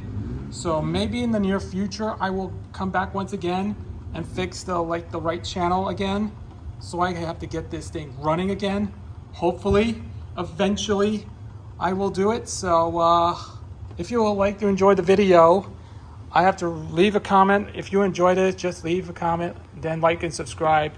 And I will catch you again in another video. Sorry it did take me a couple of weeks so long to make a video after several attempts to make. And I think it's calling it done. All right. So I hope you will enjoy this whole restoration and repair of my Concord 440 reel-to-reel tape recorder from like 1964. I think it's almost close to working condition, so hopefully it will still run for years to come. So I'll have to think about maybe one day I'll have to make it as a blank tape. I will record it blank and make a full tape or something. That would be great. So hopefully we'll have to look for another machine at one point soon. So it's not going to go anywhere, but hopefully we'll look into it and see if I can find one of these. So anyway, at any rate, this is Chris, and I will catch you again later. So after a couple of weeks of doing all this stuff, working and all that, yes, I finally went back to them again. Well, to do some work on that one. So what I did is, just to give you a little, an update. After a couple of weeks of waiting and all that stuff and not fixing it or repairing, it was working fine. But then I hear that sound like it's just a little thing, a little buzz or something. And when I turned it on, all I hear is nothing. Yes, it's get no audio on it. So still no audio. So what I did, a few days ago, last week I went on eBay. After several attempts to do so, I went on eBay and ordered these new wires that I had to do. See, let's take a look at the thing right here. And these are the ones I got. This is one I got off eBay. These are red and black wires. And then, in addition, I got more stuff off eBay today. That is, these are bridge rectifiers for the 400 volt 2 amp bridge rectifiers. These are new replacements. So what I did, first I had to do is put the wire in here. I got to connect 2 wires for the input transformer and the 2 wires for the output transformer. I actually wrapped 3 wires together and then connected to this one. It goes soldered right into, let's see what it is. Let's see what is going on. It goes right into there. This is where I soldered right there. That's the closest thing you can do is soldered right there. That's how that thing goes, and it does have a good connection. You know, soldering is, see, it's it have a better connection. Yep, it's got one thing. I soldered these into terminal strip and put a brand new bridge rectifier in there, so you can get this access firmly, so that will expand the wiring. Yeah, but it cannot reach the wire, so I had to do is expand it and then put some new wires in here. I use wire nuts for these two so that it will not get shocked or anything. So that will not gonna cause any problems. But this is what I did. I put black wire into the black wire right into the solder, and this is what I did. So that it will not get bulged right there. So I'm just gonna cover it right where it is. So we're gonna hold on to whatever it is, like the video here. So yeah, this is live video, folks. So I don't want to get messy in this. Yeah, this is the way to access those things. So we're gonna do a full access to all that in here.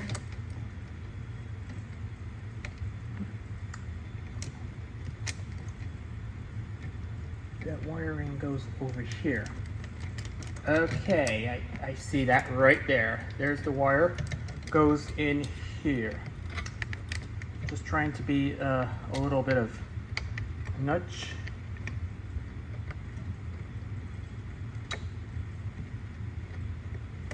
So I gotta do some, yeah, I had to snug it back together. So I'm gonna think about put some electric tape in here to see if they could wrap around with the wires to join them so I can make a better connection.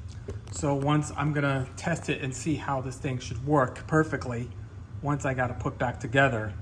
So I don't want to get shocked or getting electrocuted. So don't worry, folks.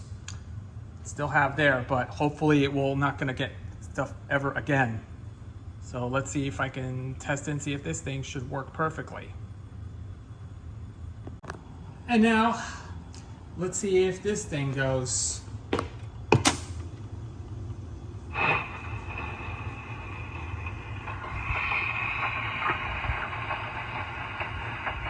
It's playing well. The sound comes back, but the other one does not. Channel 1 does not have any sound. When you switch to mono,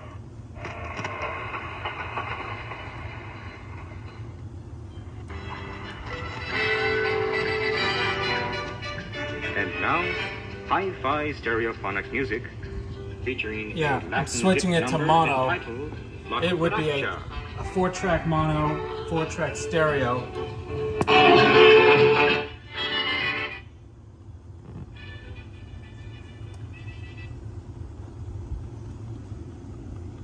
So it actually doesn't, yeah, you could barely hear it. You can hear the staticky voice on the right, but it's not, doesn't get any audio at all.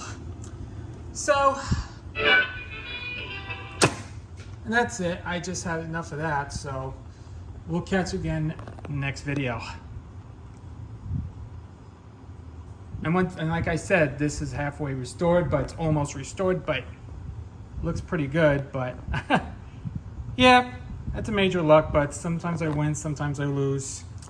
Well, it's now we have another nice looking machine that I restored it, but we'll have to do that sometime.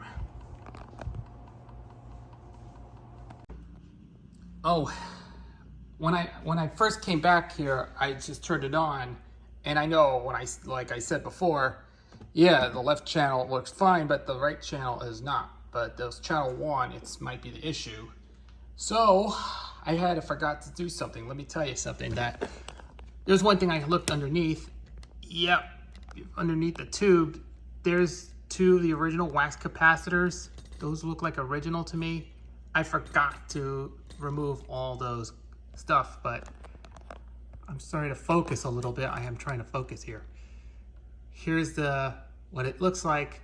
It appears to be 2 original wax capacitors. These I had to go, but it looks pretty horrible. But yeah, these look really worse than you can think of. You can see underneath the wire. I cannot see it through the wiring here. It might be it might be some sort of a bad capacitor. These are all original ones.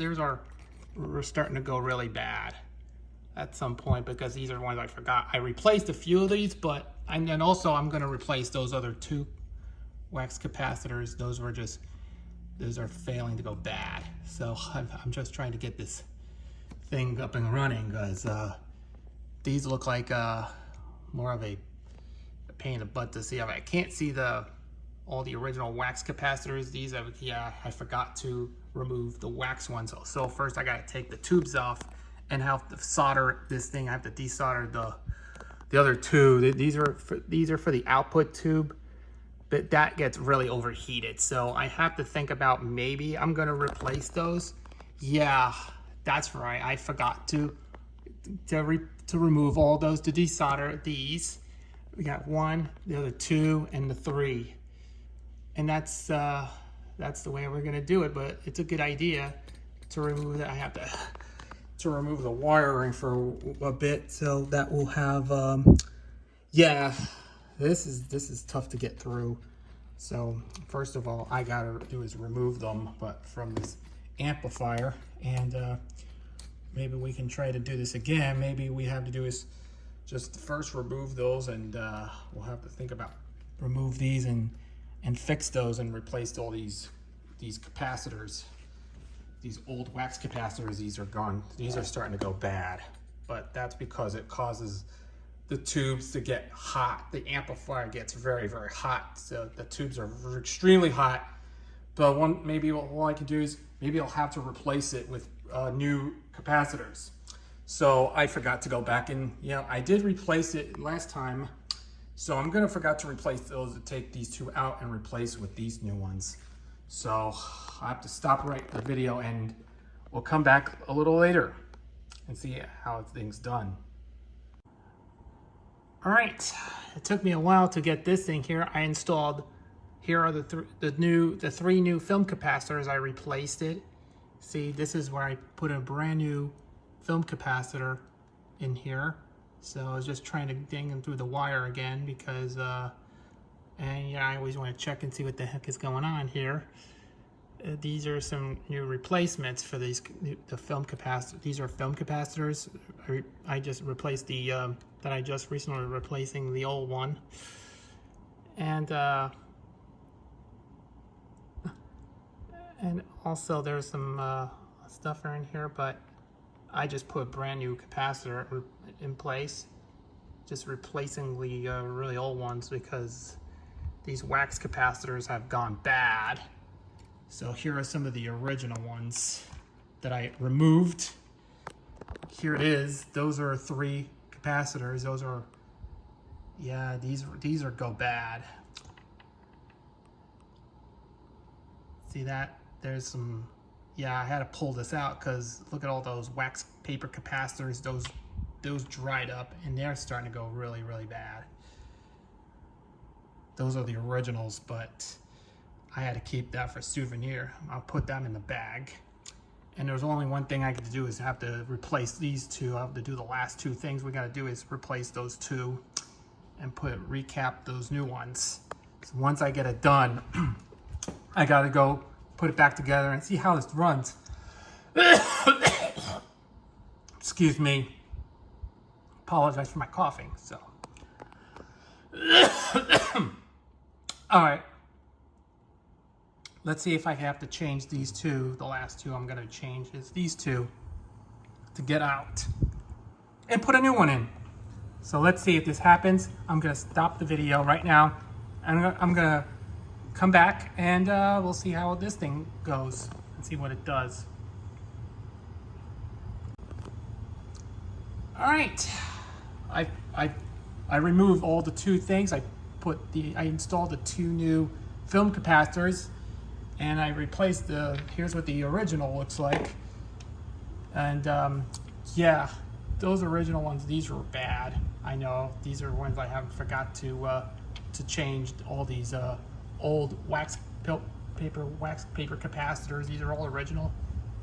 These are all original Matsushita wax capacitors that I just removed.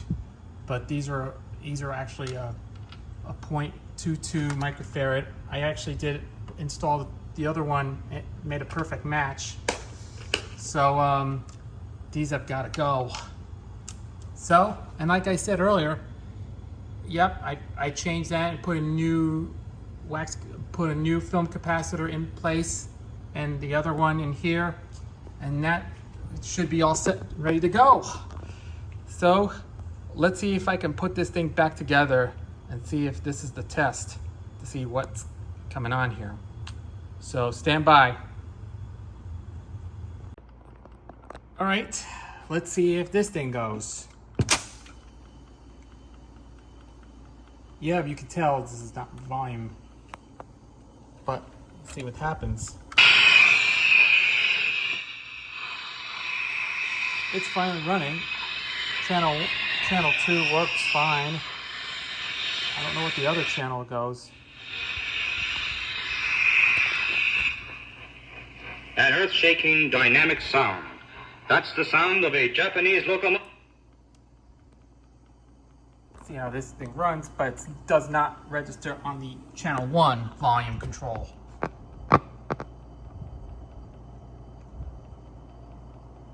Can you tell me what was wrong with this thing? It's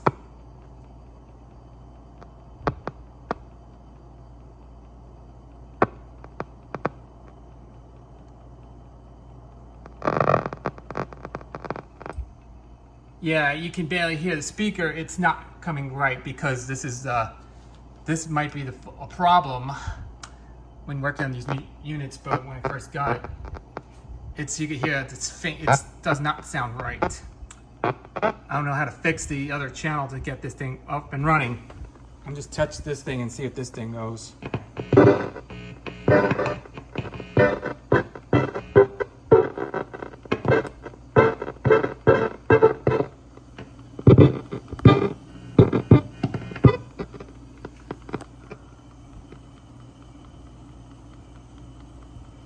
Yeah.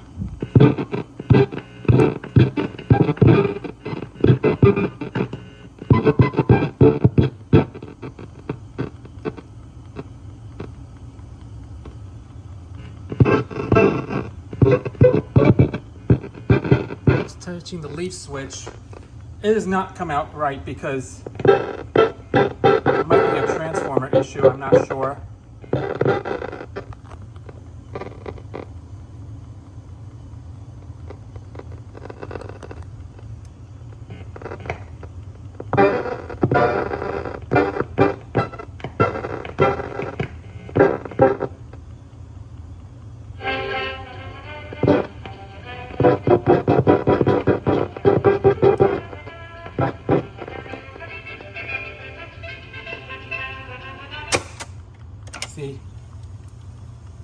See, it does not come out of the speaker.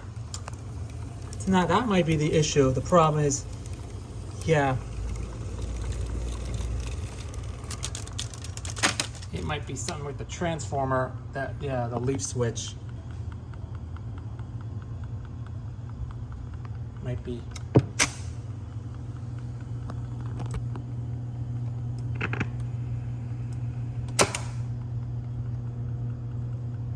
Yeah, you might hear a little hum on this side.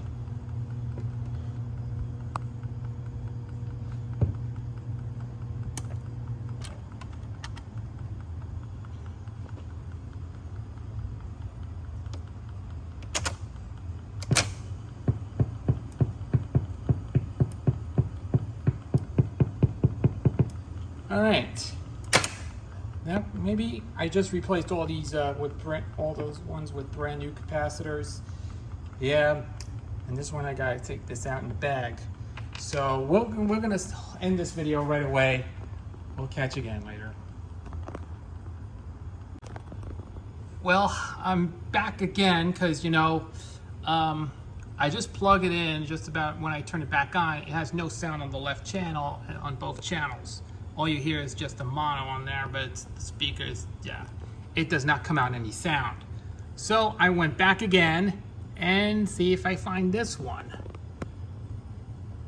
Okay, I just want to look at it correctly. If I go back to this tube, and this is for the output tube, yeah, you can see here's the capacitor. It has been, oh look, this is something gone bad. Look at this. This is a 0.5 microfarad, 250 volt Matsushita capacitors. And the other one has, this one is like, oh, and there's two 0.05 microfarad, 250 volt. But according to the Sam's photo fact, they have, it has like one of those 400 volt. It needs to replace with the 400 volts. So if you want to go with that to replace all these two capacitors, you need to get like this if it's higher than 0.05, if it's a little 0.056, which is a little bit higher, but hopefully this should be replaced with some of these. Yeah, forgot to put two more to recap, because these film capacitors, these are oil capacitors. These are look like oil and paper capacitors. These are look at this, it's starting to go bad. See that needs to be replaced with those two new ones. I forgot to just change it to two brand new film capacitors. See if this thing should do the rest. So yeah, that might be the issue which caused the thing. It's not coming out good. So let's see if I can try this again to replace those two capacitors. Once I get this done, we'll have to come back and to see the finished job. The only thing you need to replace these capacitors is to go to the Sam's Photo Fact to see. I'm gonna think about replacing it. Is to check to see what's on this thing. If you want to look at it, it has, this is the two other capacitors. These are C46 and C48. I think it's C36 and C48. That might be around there somewhere. And these are two oil can capacitors. And yep, and you can go to the schematic, and we can check to see in the schematic, you can see what the heck is going on. You have the C36s here. It's going it would go the external speaker jack, and the main speaker on channel 1 can go directly into this one, and yeah, the main speaker jack can go, yeah, we go right to this here. It's a record play switch, and it goes to the transformer, and it goes right there into the leaf switch or something. And yes, it's got the C36 that goes really bad.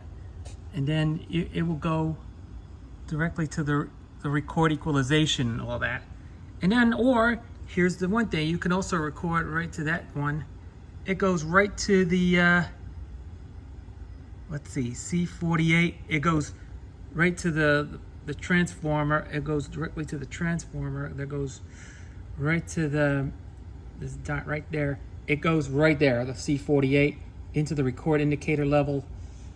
And yeah, this might be a dead giveaway from this one, because what is wrong with the problem was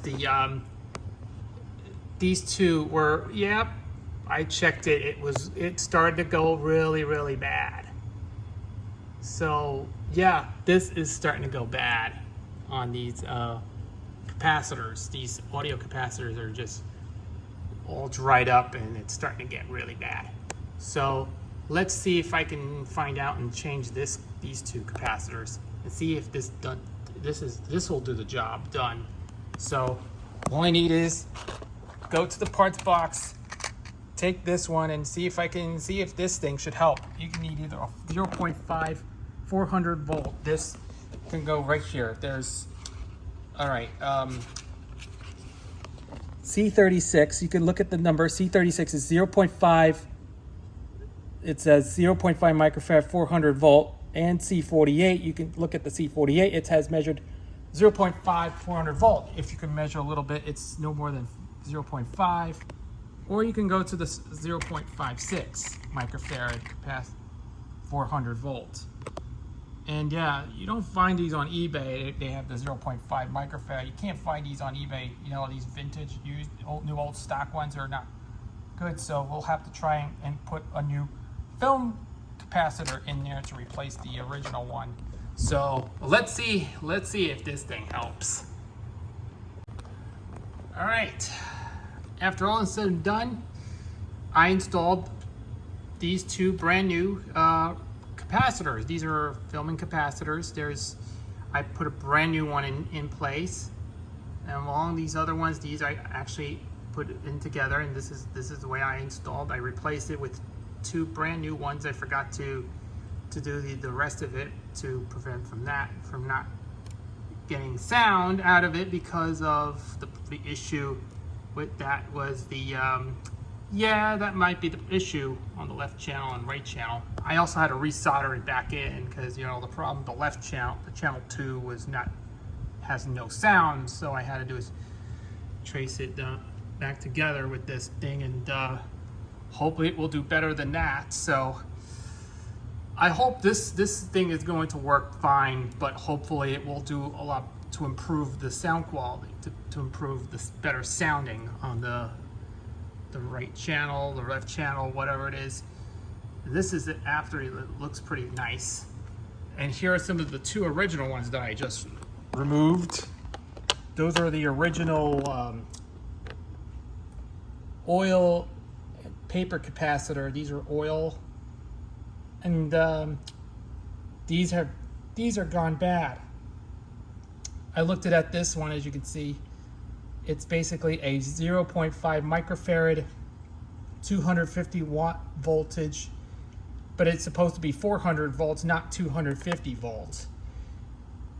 It would have a 4 or probably 4.7 microfarad or the 0.5 microfarad. It should be either that, but I think the 5.6 microfarad cap is going to be okay. And depending on which value on this thing, if it's a higher voltage or something, then higher than 0.5 microfarad, it would be like a 0.56. It should go with the 0.5 microfarad, 250 volt or 400 volt to be exact, and this should be okay. So once again, finally have this thing complete, or whatever it is. Let's see if I can find out. Let's put it back together. We're gonna stop this video right now, put this thing back together, and see how this thing should work perfectly. So stand by. All right, now I decided to put it back together. I plugged it in one more time. I tried testing it. It has no sound coming from both speakers. Yep, this is what I called failure, but I don't have time to, there's no place to restore them. It's, I just replaced all these capacitors, put some new ones in, and yep, that's all I have to say about it. But yep, who cares? I just had to call this done because I have to end this video on a rather sad note to say this thing is not going to be restored perfectly. Yeah, it's not one of the best type of reel-to-reel machines. If I have to find a better reel-to-reel machine like this, you can go with either a Panasonic, a Sony, or you have to stick with other brands, but not Concord. But yeah, I think Panasonic and Sony's were much better, but I think these are like those early Panasonic. These are Concords, but these are pretty decent. But yeah, the speaker will have to use that for when you use it as a headphone jack on the on other reel-to-reel tape recorders that don't even have a speaker on there. So you have to do is plug it with a headphone jack.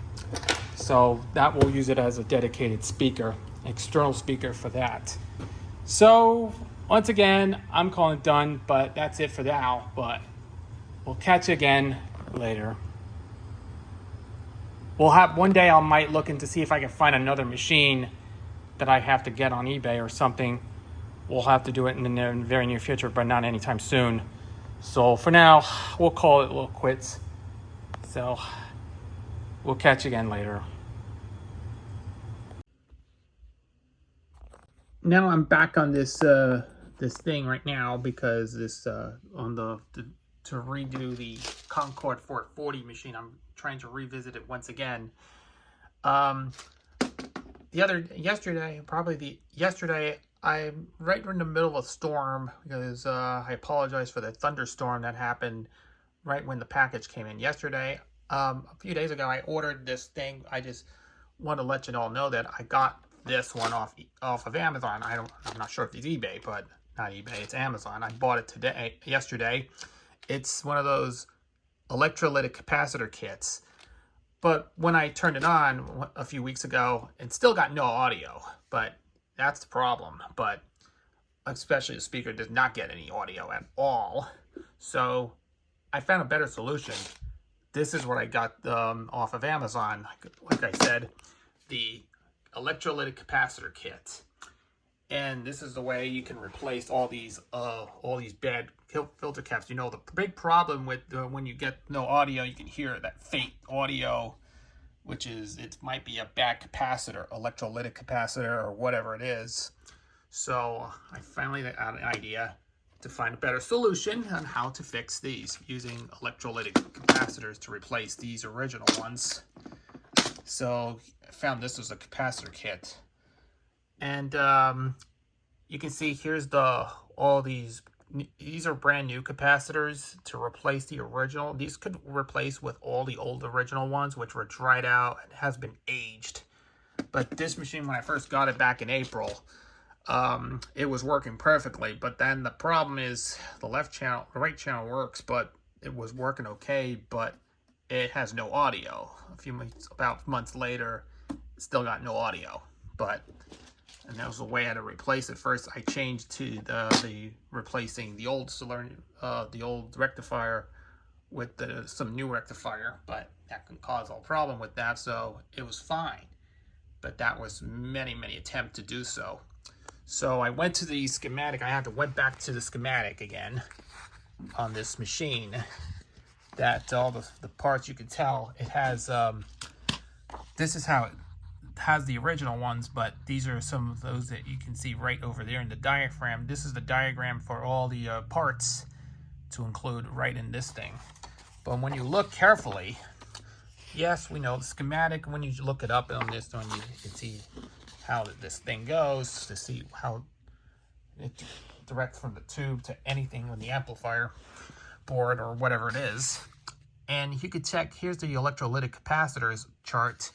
And here's what you expect to see, what you see on the parts list. C6, C7, all the stuff. These are all 3 microfarad 15 volt capacitors. These are all original. You can't find these anymore. You can find it online. You can't find it on eBay or anything anywhere. They don't make stuff like this anymore. So all the original capacitors were pretty much out by its point, because that is starting to dry up over time. Because what happened is all the capacitors has been, it's completely failed over time. But for what I do for replacing these capacitors, I had to change here's a good thing I have to do. Since it's hot out there in the garage, it's very hot and very stinky in the garage. I had decided to do is maybe I'll have to hold on until sometime in probably a couple of days now. And you can see here's the 3 microfarad 15 volt. That you can see the capacitance is only 3, and then the voltage would be 15. So to replace it or to measure it, you have to go with from the 16 volt or higher to go with 15 volt to 16 volt, which is a volt higher. And instead of a 3 microfarad or 30 microfarad, it would go to the 47 microfarad or 33 microfarad. And it's either a 33 or the 47 microfarad. That's the, instead of a 3 or the 30 microfarad, or even higher. You can go higher than the 33 microfarad instead of 30 microfarad, or into 16 volt if you can take, you can see it, find the perfect thing. But what happened is the capacitor, you can try to change, you can replace the old one with some new ones. They're very small ones, but these are small capacitors. You see how it looks. You can see the temperature range depending on which temperature chart is, if it measured the value of this temperature is. But yeah, you can see the side, the original capacitor has plus signs on it, but you can put it into the minus column, and in the minus position, that will be the negative. The negative part would be down there. The pluses would be the positive part. But in the original one, there was like the plus. There was no positive, but the negative part is actually here. But so if you want to put a new capacitor, that would be okay. But they should do better than that. But it was like 3.5 degrees. There's also, I can't see that. It's ranging from, I think this is a pretty, I know that's, yeah, it's basically a 3.5 microfarad or 33 microfarad, whatever they call this thing, a thing. Why was it the thing? It's basically a capacitor. Capacitance rating is maybe higher than that. Oh, see, I'm just looking up on the researching this. It's become all right. There's oh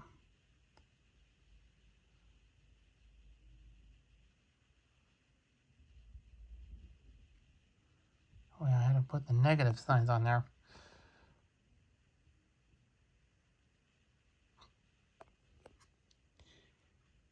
.47 microfarad capacitor. That is a yeah, maybe 47 microfarad, 16 volts. That's a if you could look at the ratings on here, but I can't focus what I can see. It's, yeah, 16 volt, 47 microfarad. But you can change those to smaller microfarad capacitors. It will be more of a thing.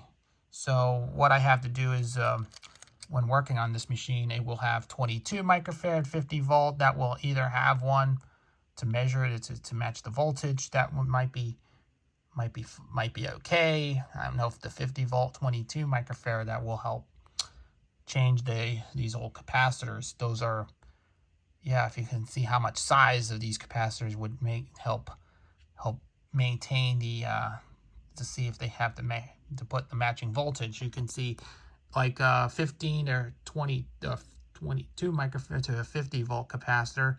It would have C9 would be 22 microfarad or 50 if it might be higher.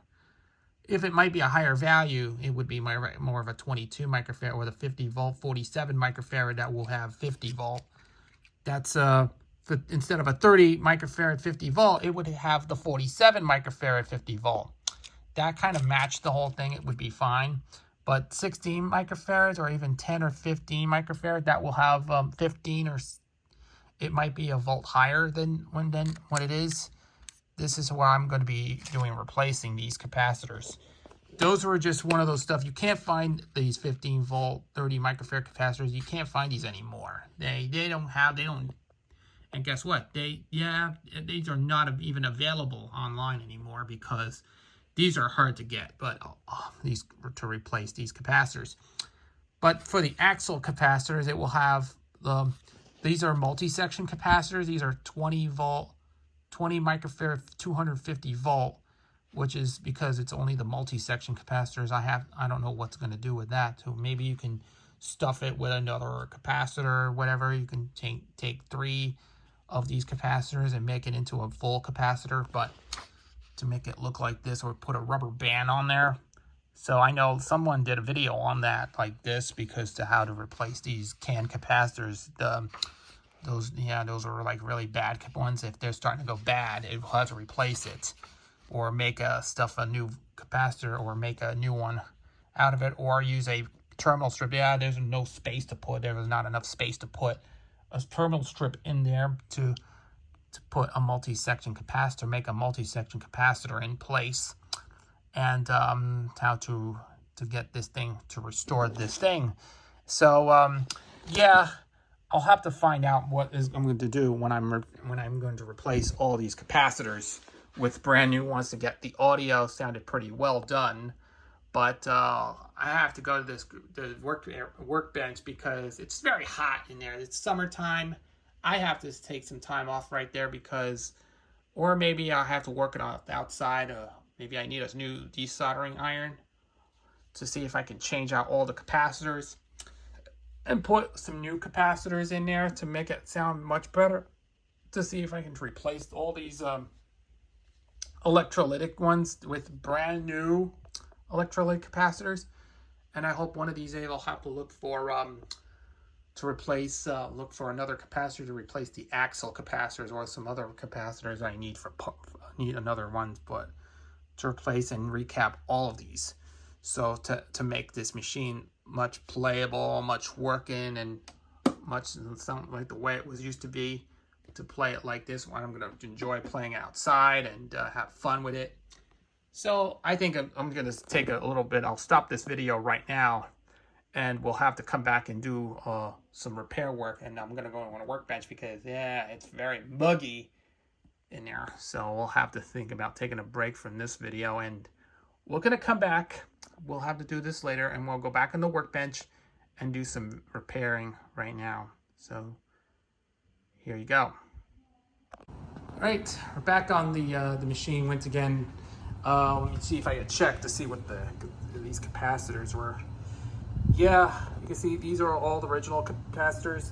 If you may remember in the previous video, I did check to see nothing has gone leaky or anything.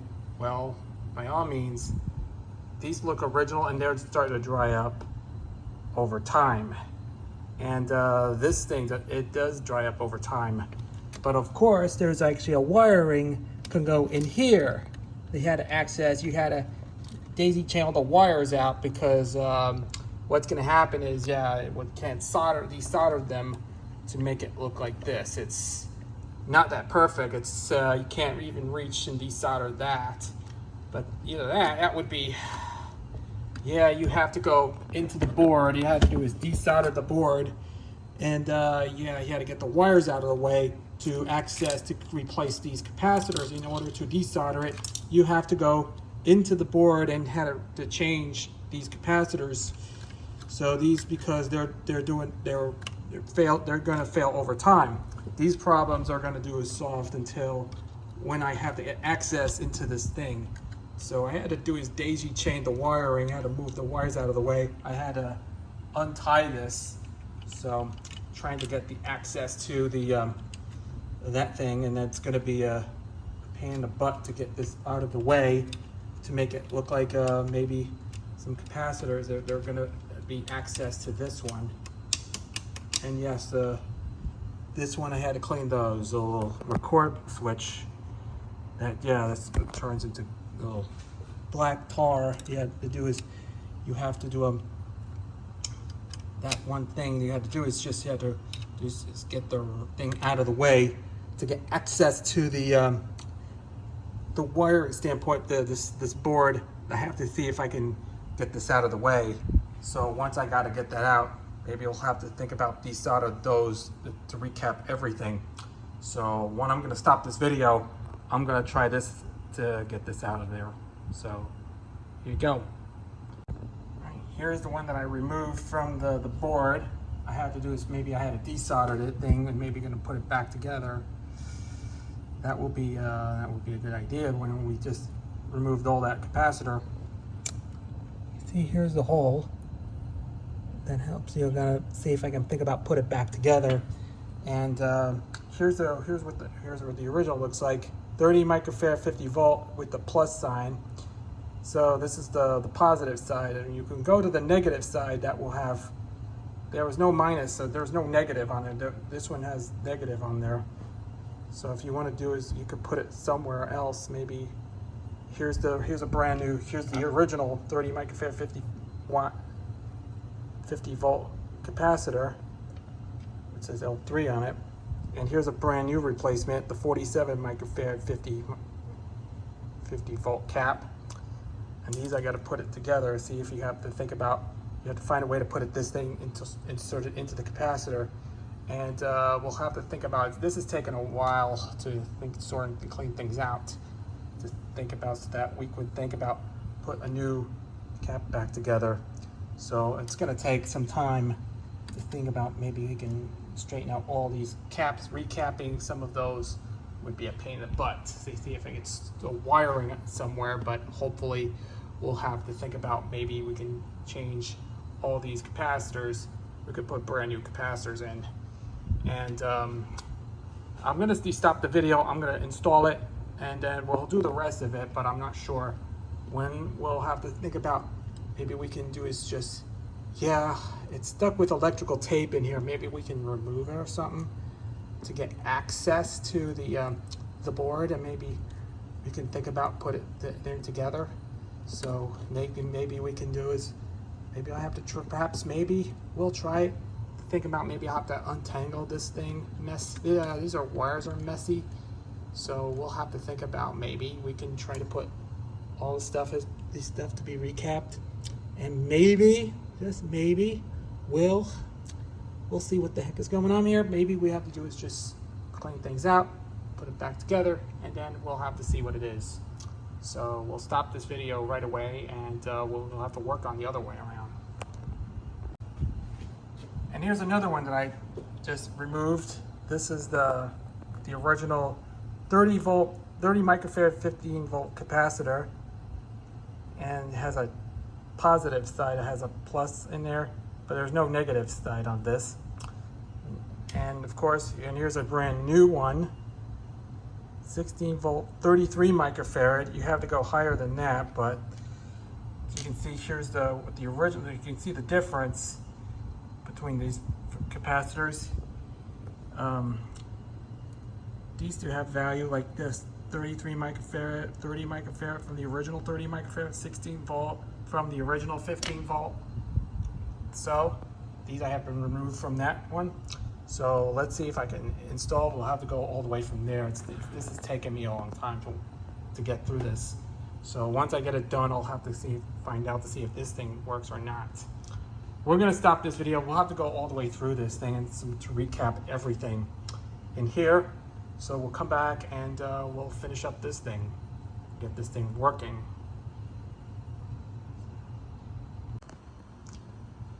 All right, we're back on this one. So I replaced all these capacitors, and put brand new ones in. And here's what it looks like. If you're wondering, you have to focus a little bit. Here are the brand new capacitors that I just replaced with absolutely brand new ones. These are absolutely perfect, but look at all those. These are the new ones I just had to replace because, yeah, I've been doing well with these. It's been a lot of frustrating, a little tough times with how to desolder and solder without the wick or anything like that. And these are brand new capacitors I just changed to, here's the brand new ones. These are 47 microfarad, 50 volt under 50. Yeah, these are from the original capacitors. These actually have 47 microfarad 50 volt. And here are what the schematic is saying, that the fixed capacity electrolytics is actually supposed to be 50 volt, 30 volt 50, which is instead of a 30 microfarad 50 volt, I had to change it over to what is now a brand new capacitor, like 47 microfarad 50 volt capacitor instead of a 30 microfarad 50 volt capacitor. These are probably match okay, but and these are all 3 microfarad 15 volt, but these are instead of it's 3 microfarad 15 volt, which is replaced with 33 microfarad a 0.5 microfarad, like 0.47 microfarad 50 volt, it would be instead of that, because these are brand new capacitors. I had to change this one completely. And what the difference is, these capacitors will look a bit different. You might see, yeah, these are some of those capacitors, what was there on this thing. So if you want to put a 47 microfarad, here are some of the results. We have 47 microfarad 50 volt, which is right there. So I have a capacitor kit in here. But if you look at the difference, you can tell me that this microfarad looks, it has to be negative, or this one looks to be plus. It might be positive. Those will look like those little bar, the black bar in there that doesn't look like this, but it says the plus on there. So I don't know if they'll look at the difference. It has negative, and you can tell the difference. The negative goes in there, and instead of there's no plus with positive in there. There's no negative in there, but this is like plus. So yeah, these I have changed to this is the original one, but this is a newer replacement because I'm not sure. Maybe I'll have to work on this thing, so see how to make the difference, because this one looks like it's been dried up pretty badly, because a brand new one works perfectly because of some stuff that needs to work perfectly well. These are all the stuff. These are some of the remains of the capacitor that I pulled off from that unit. And there you go. I had soldered them back together. And yeah, I had to be very careful with those wires that look like it's like melted, bent a little bit. Yeah, it's got some burnt marks a little bit, like those solder marks here. So I have to watch where I am working on, because these are wires, and I had to rewire it back in because I know it's the capacitor it's been rewired, but unfortunately I don't know how to put it back together. It's must be rewired it back in, and yeah, to resolder it back together, and don't know when we'll have to do is to see if this thing should work or not.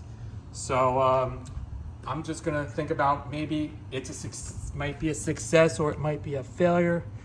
So I'm just gonna figure out what I'm gonna be doing, since when I'm gonna be putting back together, to see how it does. So to make sure the capacitor is actually, it's engaged, to make yeah, I had to do is put those back together and call that a day, and see if we have any issues at all, because we're gonna see if I'm thinking about maybe perhaps we'll put this thing back together. So once again, I'm gonna think about, maybe we'll have to think about putting this thing back together, and we're gonna give it a shot. So now that all the capacitors is installed, let's see if I can find out, and until I have to put this thing back together and see how this improves. So once I'm gonna think about putting this thing back in, and have to screw those back together and put these back in, and we'll have to see how it goes. All right, it's back on. All right, let's see what happens. I get absolutely nothing. Yeah, look at that. This is why I can't even find capacitors like this. It's, yeah, but you can see the tubes are warming up. I have to see what the heck is this one here. Oh, let me see if it turns off the lights and see what happens. See, the tubes are actually warm up, but unfortunately, I get no sound. That's disappointing. Yep, that's a total bust. Well, that's it. I will, after all so many attempts, I decided to abandon this thing because it's not a big success at all. Let me turn this off. Unfortunately, it does not work for me because there's no sound on this thing. So what I'm gonna be doing, you know, I did one last thing. These are the ones I replaced all these old capacitors. These are all dried up. And I can still barely hear any sound at all. So once again, it's a failure. I cannot get this thing to work right because it's replacing all these capacitors and some new ones. It's not in the correct size because of what I did is actually the problem. Can't find these anymore on this, but looking up on the schematic. If you look it up on the booklet, see if you can find. Here's to recap this thing. There's so many failures. Let's see if I have a book with me and see if I have here. Yeah, those electrolytic capacitors, you can't find these anywhere. They don't make those like that anymore. When you replace with new capacitors, when you go up in value, it's a total bust. 50 microfarad, 30 capacitor, these were not as tolerated as you can't find those like that anymore. That's the big problem when it comes to these capacitors and all this. What I'm gonna do right now, maybe we'll have to put it back together. And now, finally, after it has been said and done, I will not be using this one at all. So let's put this thing back together and call it a day. All right, that has put it back together. I forgot to put the knobs in here. So, yep, I finally put it back together, and yeah, it's a total failure. It's not being restored, but it's not going to work pretty well. But yeah, but the big issue when these machines were done by Concord, these are all made by Matsushita, which made Panasonic, but these are like some early, the earlier Panasonics look like it's a tube type solid state hybrid unit, and this is probably one of the most guilty pleasures I just made when it comes to these machines. It's prone to failures, but it had some problems. But the fact is, it's not going to work like this anymore. So I had to check this one last thing when it comes to these capacitors, these Concord units. When you think schematic, if you look at these, I could not find any information on this one because of what I did replace. These original ones that look like it came out of note on our left field. If you look at the one on what's on the SAMS photo fact on the SAMS, but this one has 3 microfarad 15 volt, but it was upgraded to the 447 volt. But of course, unfortunately, these capacitors, they don't make those anymore. You can't find these anymore online on eBay or Amazon. 30 microfarad 15 volt caps, as well as the 30 microfarad 50 cap. These are hard to get, but can't find these anymore. But this is something, we had to find alternatives to replace, or maybe get a little bit higher than that. But when I got this off Amazon, and this is what they end up with. If you go up to a little bit of a microfarad, but it's got the wrong voltage of 16 volts. So I think I had decided to end this video on a sadder note. Yep, this machine is going to be parts only, but I'm not going to be using this again. But I am not going to be fully restored. I'm not going to get any sound or anything. That's an epic fail. So that's enough of this video. I think I'm gonna end it as well. Thank you all for watching. Hope you all enjoy this as well, and we'll come back here in the next video. So we'll have to see you again probably later. But before I go, I'm gonna look it up, a little preview of what is going on with this thing, because these are hard. These Concord reel-to-reel decks are just probably, it's a model 440 from about 1964. It was actually a tube solid state hybrid unit, but I don't like I'm not much of a fan of hybrid units.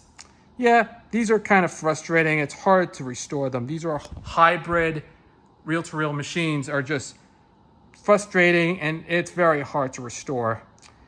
I have to find some alternatives to find a better reel-to-reel machine. I have two of them somewhere in my room I have to work on, but except this is one I've been doing this, that I would love to get that for a while, but this is something I was looking forward to get. a Wallensack 1515. It's a reel-to-reel tape recorder. I think it's much better than the Concord, but I think this is one of them I have to look in to see what's on eBay and to see I have to start saving enough money, or if not, we'll have to wait until when I'm very good at this. Maybe we'll have to do is scrap this for parts. So until I have to get this one machine, I have the other two are working, and the other one's like the left channel's not working, except the right channel's working. But the Panasonic RS765 US is in my room, and this is something I always want to get this one because this is based on the movie, if you may remember the movie Saving Mr. Banks. It's where they were in the Disney office where Walt and PL Travelers was listening to an interview, a conference interview talking about the movie about the story about Mary Poppins and all that was played on this machine. I think this is a really cool thing. I really want to get this thing. It's in the maybe we'll have to get this one anytime soon. It's a Wallensack 1515, and there was even a mono version which is based on the 1500. It's a T1500. They made two portable machines. There was actually a 1515 for stereo and 1500 for mono.